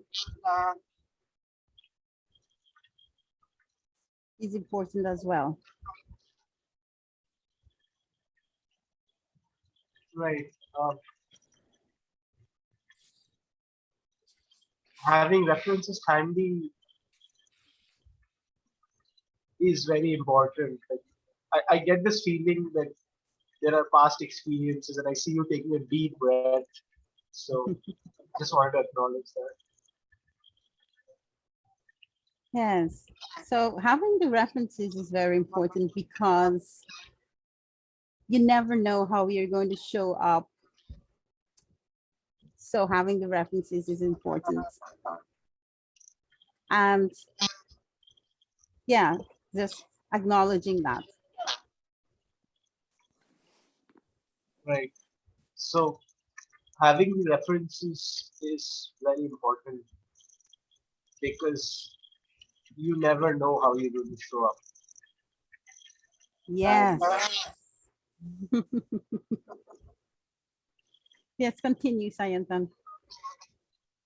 No, I just wanted to acknowledge what you said you wanted to acknowledge, and I could get it in your feelings. Mm.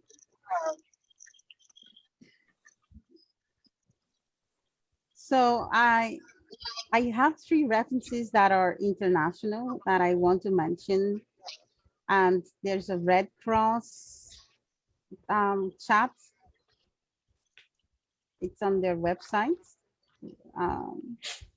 And there is also Samaritans.org. It's based in the UK. It's 24/7. For the UK, they are able to access it. If you are international, you can send an email or chat, depending, but they respond quickly, pretty fairly, and they're very effective. Samaritans. And a very powerful one if you are able to listen to the person, would be the 12 steps programs. Those are international as well, 12-step programs. It's like anonymous, whatever they have, different type of things. So those are references, and I'm so happy to share them with all of you. So like I'm really happy that you could share these 3 very valuable international references that you could share. And the first one that I heard you mention was the Red Cross chat. And the second one you mentioned is Samaritans.org, and they're mostly based in the UK. But so in UK they're 24/7, but for international, like you can email or approach them on chat, and they're usually very responsive, quick. And the third one which you mentioned, and you said it's very powerful, are these 12 steps programs. And you mentioned that like these are generally anonymous. So I've heard of something called Alcoholics Anonymous. I don't know whether this is part of the same 12 steps program, and I see you nodding. Yes. Yeah, They have for almost anything. They have a program to address almost any problem. And they So have they meetings. have And they have meetings online, and they have a whole network of helping people. Right. And so they have programs for almost anything, and they have programs for meeting online and for almost anything. And it seems that you're referring to the third as being the most powerful, and I can see the emphasis and the smile on your face as you're referring to them. So I understand that's like our go-to at some ways. And you were very grateful once you finished sharing this list. And I could reflect that gratitude because this list is very helpful for me too. So thank you again. Thank you.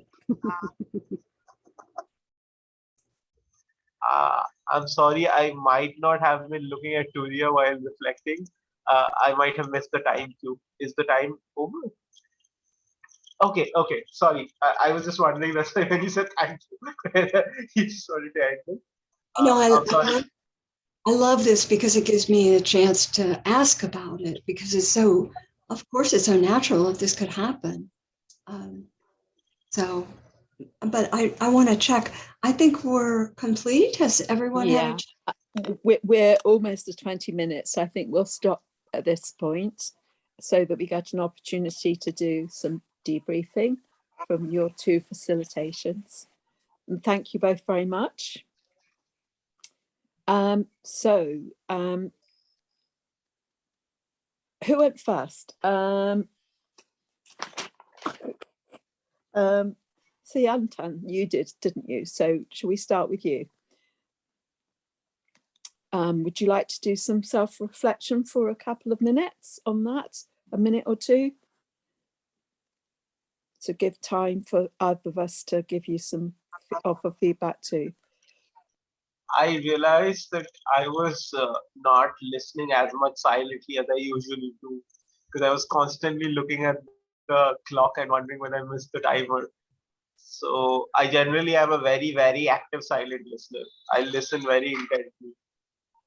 And I was somewhat envious of the conversation you had with Isa.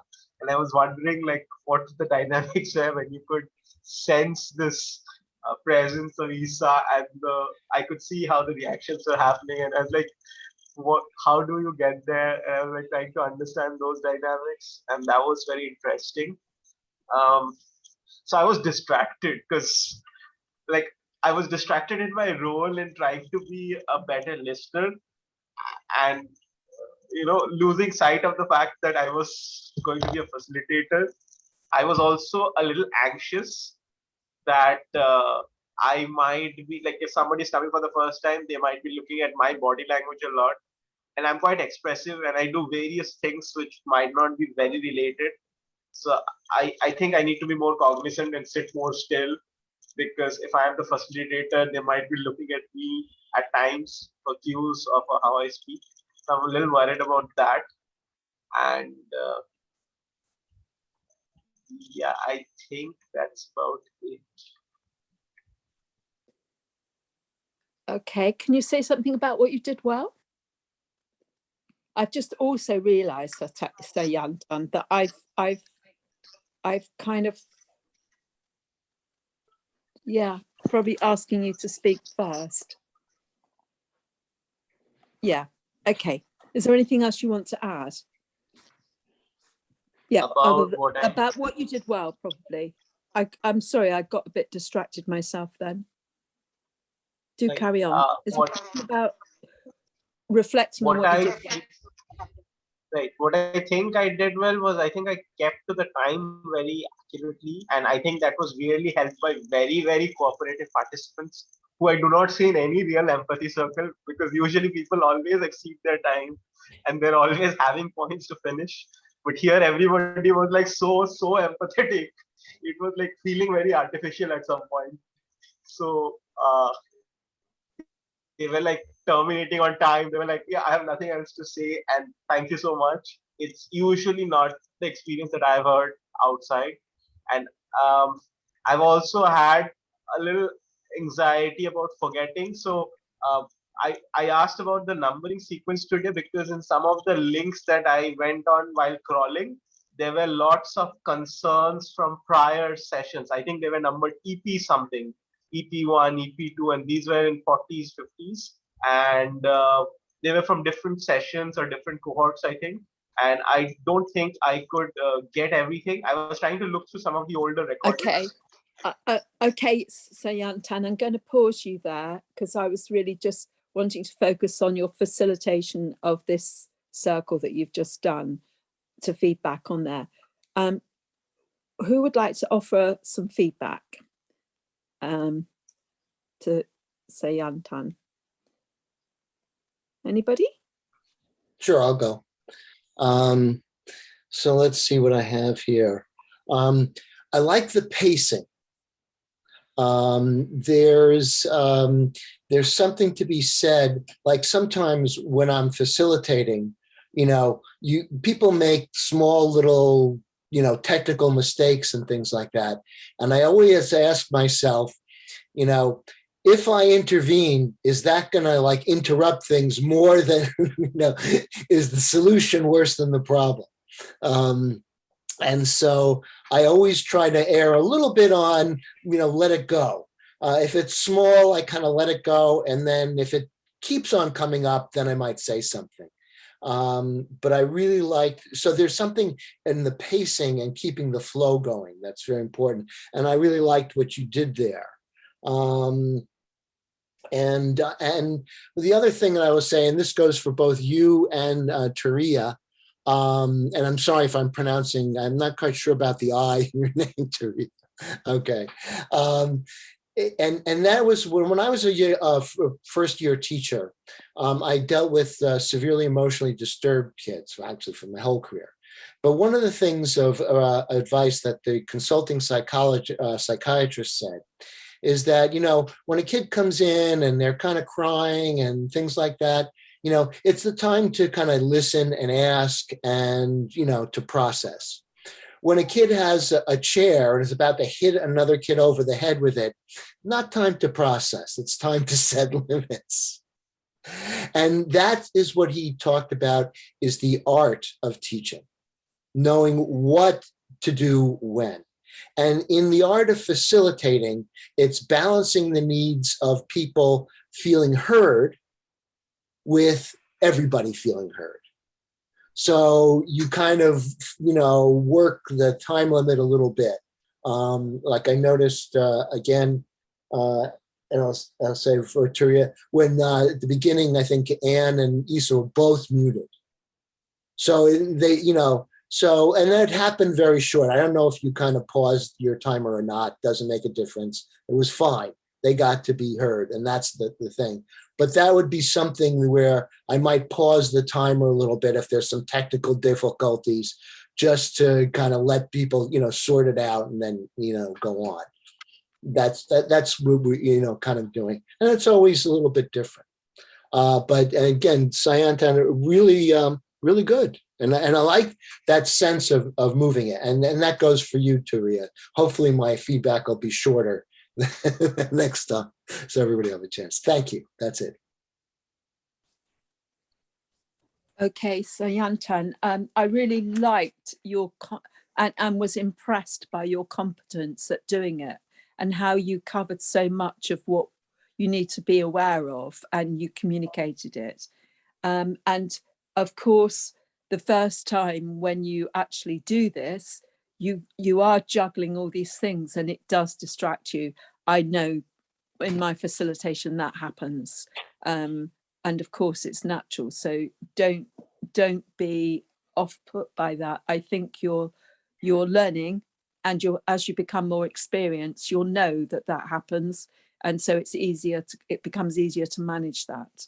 But I thought you did extremely well. And your concerns you raised, none of them gave me at all any concerns about your facilitation. You did well with the timing. There's one thing, you did well at showing the timing and being clear, but I would suggest to all of you, anybody, to when you hold up the phone, just keep it there for a while. And I quite often say at the beginning, could you just catch my eye when you've seen it, and then I know and I can put it down. Otherwise, just keep it calmly still there so it's visible until you've got the sense that it's seen, and then you know it also takes the pressure off you once you know that they know or they've been able to be communicated with well. Thank you very much.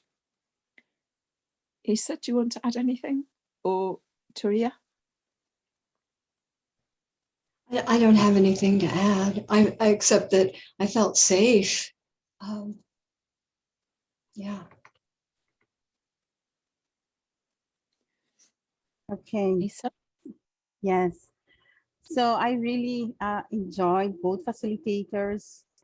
In the case with Sayantan, it was very much an experience of explanation and really having a lot of competence and a lot of care in managing everything. And it was like something's happening. It was a good feeling. It was a pleasant feeling.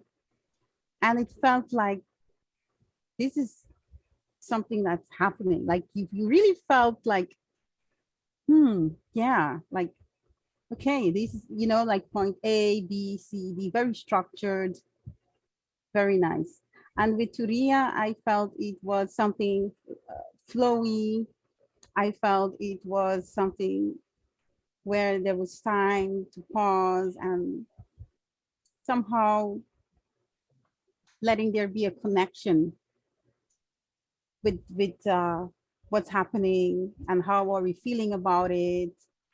And that was a nice experience also. So different styles and both were very nice and I enjoyed both of them.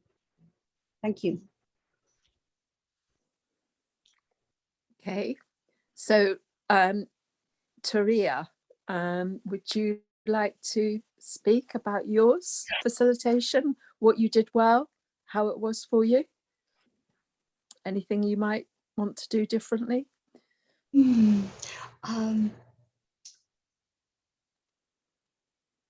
I don't know. I don't know. It felt comfortable and natural enough to me for the first time I ever did something. And I'm glad for some things that came up so that I could actually ask about them. One was when you went on mute to cough. And Bill, I think were you saying that might be a time I could pause the timer if that kind of thing happens? Yeah, in this case, it was a very short time and it really wasn't critical.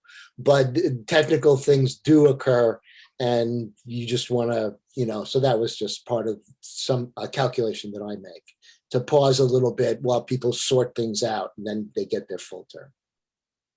Yeah, it's helpful to know because I was wondering about it at the time. And the thing about holding the timer up and keeping it up it's really good information for me, because I feel I don't want to intrude on people's intimate exchanges. I just want to be so careful. And so it's really good to have that encouragement that isn't looked at as intrusion. So let's see, I'm trying to read my notes here. Oh, I think maybe Bill, you put something in the chat when I was asking about this. Is it okay to refer to other people's sharings? But I didn't see it. I'm not very good at seeing chats, and also being on the screen at the same time. I'm just Sure. So sometimes people will overgeneralize and feel that it's not okay to respond to anything. That was your question. Is it okay to respond to what you heard? And so when you are the active listener, you don't respond. But when you're the speaker, you can respond, be judgmental, crude. Yeah. Okay, thank you. Yes, and then the last, and I know we're kind of running out of time here. The big thing for me was at the end when Sayantan had not seen the timer, and there was actually a little bit of back and forth discussion that started to happen between he and Isa. And, again, I'm very passive and I'll let things go on. When would you have maybe said something? I think that it was a bit of a tricky situation, because in fact, Isa had been offering information to all of us, to you both as participants, about particular things. And I think there was, it got a bit that Sayantan was engaging with it rather than just reflecting back, but that was understandable in that situation. So that got a little bit tricky. But it didn't go very far. So the way you did or didn't do anything much about that was absolutely fine. But if it continued, or it was clear that he was attending to his own thoughts rather than what was being said, but actually he was mixing in reflection as well as a little tiny bit of comment about the information that had been given. So just leaving it was sorting itself out. And as Bill said, sometimes just the light touch is all that's needed. Keep an eye, and if it continues, then, and it gives you time, don't feel that you need to jump in straight away, because it gives you time to figure out how you're going to handle it if you don't feel like you've got to get right in there straight away. And it also gives people the opportunity to self-regulate, if that's the right way to say it. It just gives them a chance to sort out and go back to what they realize they should be doing, or if they're not doing quite that. Do you see what I mean? Yeah. Yeah, thank you. That's helpful. That's all I have. All right. Can I just briefly say, I thought that they were two, everybody's coming in. Well done, both of you. Really beautiful facilitation. Enjoyed the circles with both of you. They went quite deep, and your first time, that's quite amazing. So thank you. Yeah, thank you all.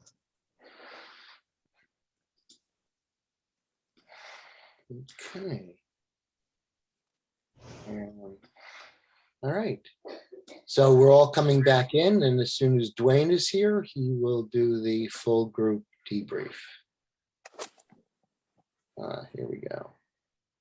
All right, Dwayne, you're jumping around here on my screen. There you are. So I'm going to hand it off to you, Dwayne. Okay. I'd like to welcome everyone back, and we're going to take a few minutes. Everybody's going to have about a minute to share your experience and insights. One of the questions that you could think about is, based on today's learning, How was your experience? What is one thing you're most excited to practice before the next session? And I'm gonna, call on everybody so that we can move quickly. And again, you'll have about a minute. And I'm gonna start this time at the bottom of the screen with Jen, and then Gabby, you'll be next. Hi. All right. So we're sharing, sorry, I missed the first part of what you said. So we're just sharing back what happened and the takeaways. Is that it? Yeah, basically, based on today's learning, how is your experience? What is one thing you're most excited to practice before the next session? So on that theme. Great. Yeah, the session went really well. I thought I really enjoyed it. I'm always nervous in the beginning in a new group, and I was able to really relax into the experience. And what am I most excited to practice? Just the whole thing, honestly. I'm excited to practice speaking more and speaking, with new groups of people, and hone my capacity to listen and really hear and reflect back what I'm hearing from people, and how to build really rich conversations that can make an impact in the world. Thank you, Jen. Gabby, and then Lisa. So when I saw that the participants were the same that we had our last group call on last Monday, I was celebrating to see Marisa and Lisa again. So I think it gave me the sensation and the feeling of feeling at home and comfortableness of sharing and facilitating. And one thing that I want to improve or to practice this week is being more clear on my speech. So yes, thank you. Thank you, Gabby. Lisa, and then Marley. Yeah, so today I had a good experience. I was a little bit off because I didn't get much sleep last night. So at least that's how I take it, that I was a little off. But I really enjoy facilitating with my groups. I feel like I was able, even though I had more pressure on myself, I don't feel like I had a lot of outward pressure on other people, and which is usually a thing for me. I typically am like, okay, everything has to be perfect. So I don't feel like I did that as much this time. And I think what I would like to practice is like having that be a regular experience for me, like maybe working on the inward pressure, but just in general, not feeling like everything has to be just so, because that allows for, a lot of movement around you. That's fine. I feel fully heard. Thank you, Lisa. Marley, and then Katie.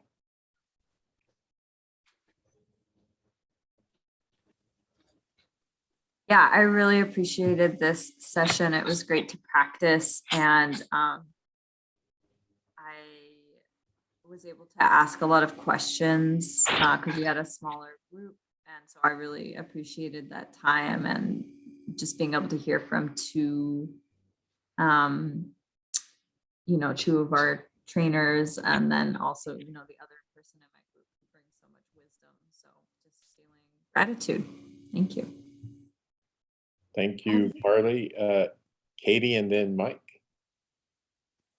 Yeah, so I really enjoyed the little group that we had. Everyone was really friendly and warm. I really felt that. And it was my first time explaining how an empathy circle works. And I felt nervous. I felt in my voice that the nerves were coming out of my voice. But the feedback I got was really positive. So that was really encouraging.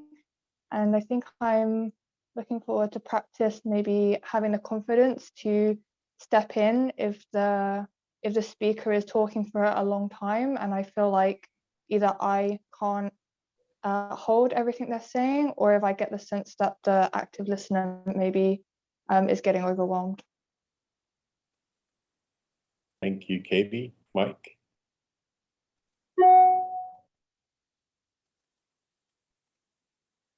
Oh, you're muted, Mike. So yes, we had a wonderful circle. It was, but I learned a lot, and I think I am excited, if you want to use that word, about. I didn't do the introduction too well as far as explaining the how-tos, and so I'm going to work on that for the next time and make sure I do a little better job than I did today. Thank you, Mike. And let's see, is it John or Marisa or John? Oh, okay, we'll go with John first.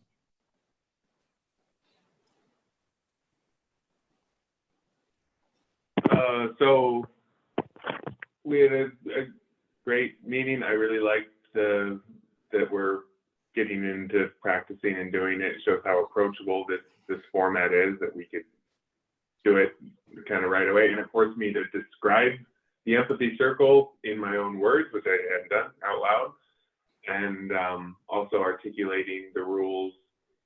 And I see one thing I'm going to take away, or that I want to implement, or I want to practice from this, is the importance of setting the tone, and how that translates to the whole vibe, the whole mood of the group from the facilitator gets us started, and how it's up to me as the facilitator to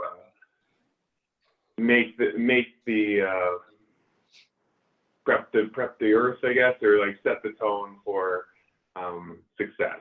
So I'm going to do that in other aspects, like in work and things, and like be real conscious of the tone that I bring and that I am passing on to others. Thank you, John. Marisa, and then Joyce. Yeah, I just want to say that I think, for this particular exercise, it was really nice to be with my former group where we had already established a lot of like regard and trust. And so that for me to go through the facilitation process for the first time and already feel comfortable knowing that like, I don't have to be worried about how I might mess up or how I might not have it down. Was really good, because it is helping me to establish like the voice and the approach that I want to have, and also fine tune the technical, like the things that I just need to do and remember to do, like actually set the timer is important. So in terms of what I'm excited to learn about or work on this week is really just getting my own script down that feels comfortable and natural to me, so that I can practice it in our next trainings and really get it good. Thank you, Marisa. Joyce, and then Leslie. I would like to second what Marisa said. I was quite nervous about getting all the information in some sort of order as a facilitator. So I felt as though I had messed up, and I got the most empathetic, supportive response from my group. So that was very helpful. And I was still a little bit nervous about doing it again. And then I remembered, I think it was Eleanor Roosevelt who said, do the thing that you're most afraid of. So I went ahead and did it a second time, and it was better. Thank you, Joyce. Leslie, and then Daniel. Yes, piggybacking off of Joyce and that quote from Eleanor Roosevelt, I came in having been away from this and missed the first session last week, and I thought, that's okay, I'll have a chance to listen to everybody and remember what this is all about. And Linda, thank you, because she said, Leslie, you're going to go first. And so I did, and was happy, one, to know that it's more in there than I thought it maybe was, but also, just in the process with the group, like just being reminded about how collaborative this learning process is, and how much, I picked up from the other new people in the group that, I then weave back into how I'm sharing all of this. So much appreciation to all of you. Thank you. Thank you, Leslie. Daniel, and then Sayantan. Well, I thought ours went really well. It just, I think all of us were sort of worried about forgetting something. You know, there are a lot of little things to remember. But what's on my mind, I think, is maybe one of the last points that came up, and that was, as facilitator, how do you make sure that the speaker is properly getting heard? So I would like to practice that, and also making sure things are at the right pace. Fast enough to not be boring, but slow enough so that people can follow what's going on. So that a bunch of other practical issues too, but I think those are the two that I'm thinking about most at the moment. And of course, how to find people for a circle. Thank you, Daniel. Sayantan, and Sorry, then I don't know the answer.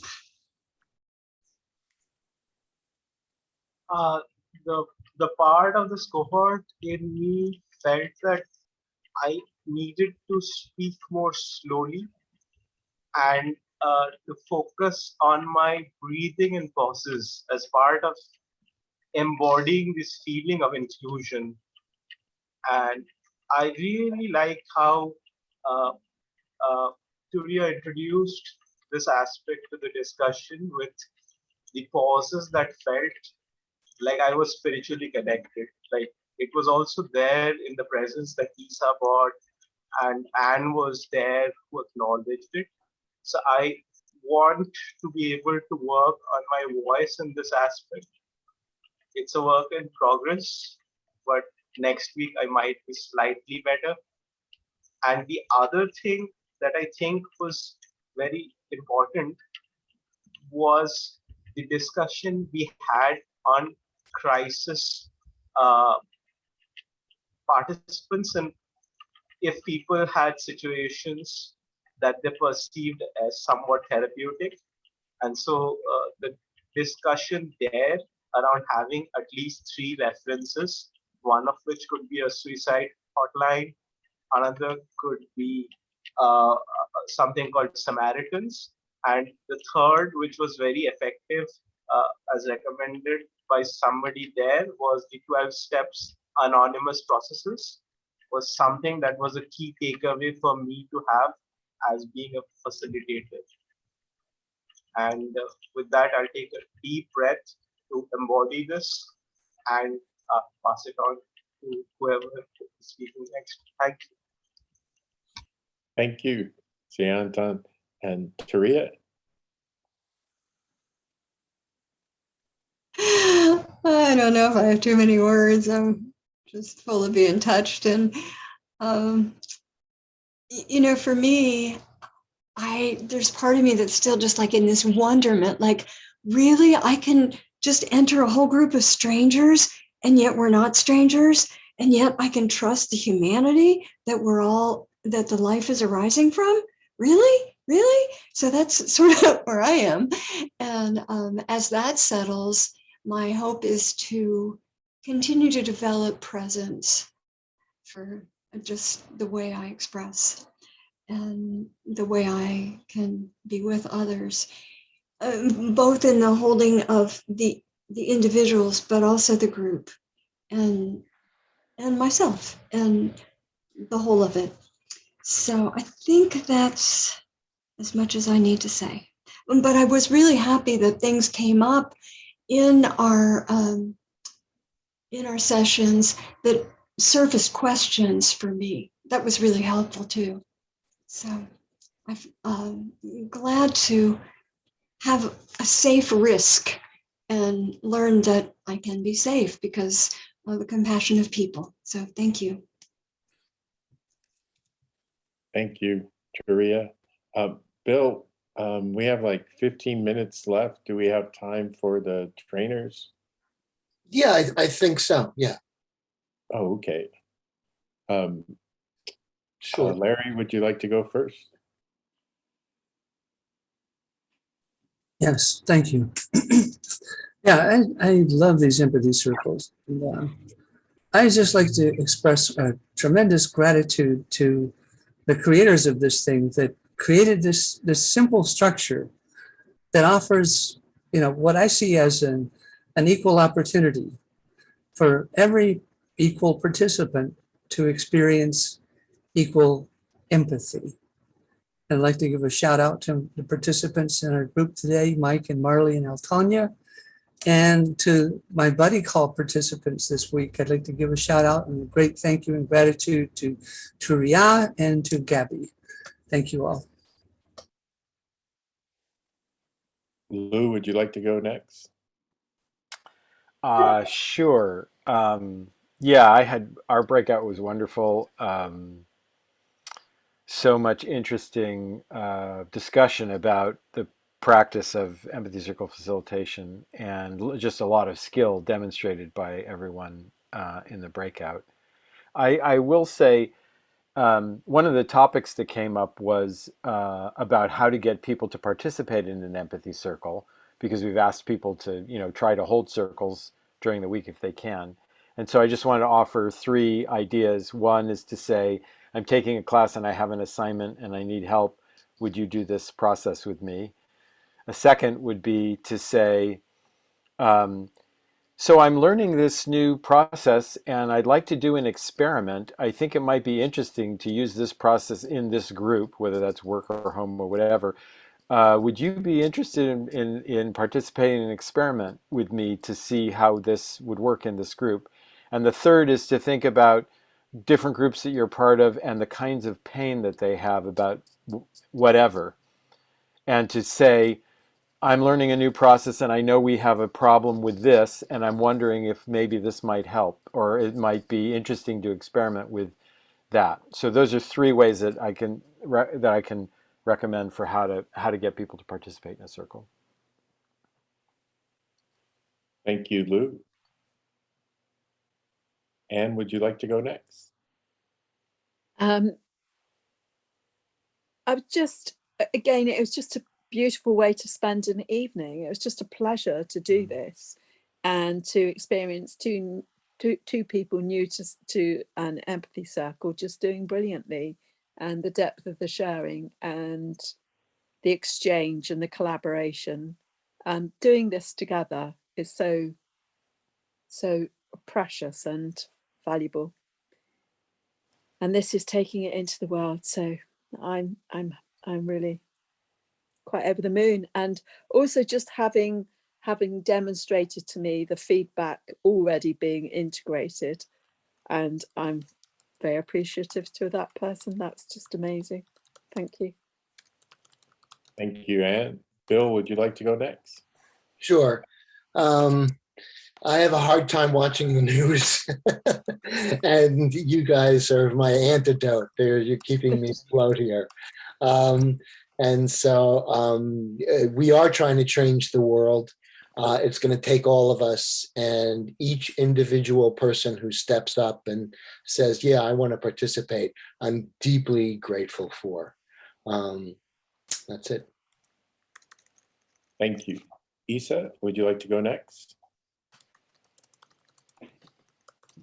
Yes, I really enjoyed the experience, noticing different styles, feeling held, feeling supported, and really connecting at a deep level. Thank you. Thank you. Altanya, would you like to go next? I've just been learning a lot through this process. And we had a very good group, and I learned a lot just by listening to them. And I'm just excited to keep going. Thank you. Thank you. And I think I got everyone. And I will begin by saying thank you to Marisa, Gabby, and Lisa. I had a really positive experience. As I mentioned to them, I had the early Christmas experience, and they know what that means. But I really enjoyed the energy in the group. All the people involved brought with them a tremendous amount of skills.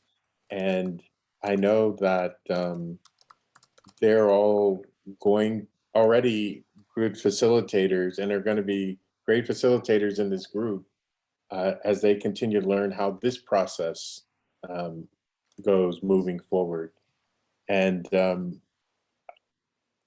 I enjoyed the experience, and I feel grateful and thankful to be a part of this team. And I'm excited about all the new people in the group who are also becoming a part of our team. And so I'm hopeful for the present and the future because of the people who I share this space with. And so I just want to say thank you to everybody.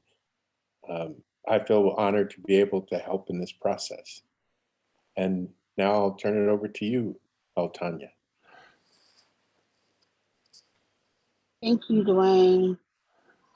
If there aren't any further comments from any of the trainers, no? Okie dokie.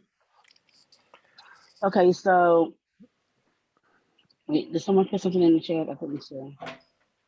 Did somebody just ask a question? I couldn't see. Oh, okay. So let's review what we did this session. We practiced introducing the empathy circle process with instructions on how to participate in the empathy circle. Everyone who wanted to practice facilitating a short empathy circle, we debriefed the experience at the end of the circle. So what's going to happen next week? I'm glad you want to know. So next week, what we're going to do is we're going to practice facilitating again. But guess what? You'll be able to decide whether you have a challenge or not. So some of these questions you guys are asking about difficult situations, there'll be an opportunity next week to ask for somebody to throw you a challenge so you can practice in those difficult situations.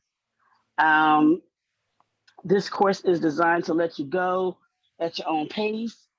So next week, your facilitator will ask you if you want a challenge or not, and you can let them know what level of challenge you want, whether, something, just give me a little small challenge, or you give me maybe a medium one, or you know what, give me the whole shebang, give me something very challenging so I can practice. So there'll be an opportunity to ask for exactly what you want at the level that you want. The trainer will not give you any more challenges than you want. And guess what? You have an assignment again this week.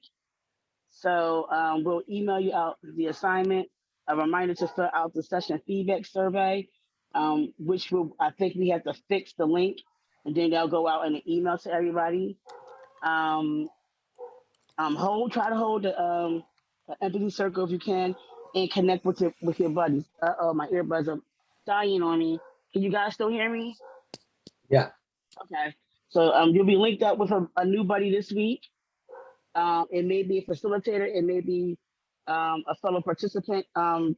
So please reach out to your buddy, whoever your buddy may be. If you don't hear from somebody in a couple of days, then you need to reach out yourself. And we'll try to link you with people within your own time zone to make it easier for you guys with the scheduling your buddy calls.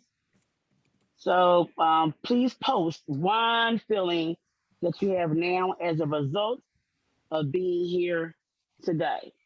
Just post it in the chat if you can, really quickly.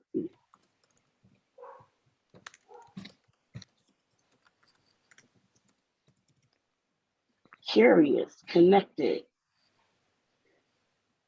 peace, grateful, enthusiasm, wonderment. Love that word. Hopeful and thankful. Mulling things over. Engaged, relieved, content, love, grateful, appreciation, joy. Sorry, I have to turn my phone around. Hopeful, alive, rooted,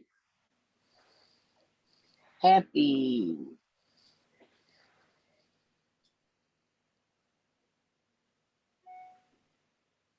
I think that's all the comments. Is that all the comments that I read off? Okay, so now that we're at the end, we'll see you guys next week. And when we wrap up, we always like to do our jazz hands. So you all can just pull up your little jazz hands. Yay! And we'll see you guys next week. Trainers, if you can just stay behind. And everyone All else, right. we'll see you guys next week.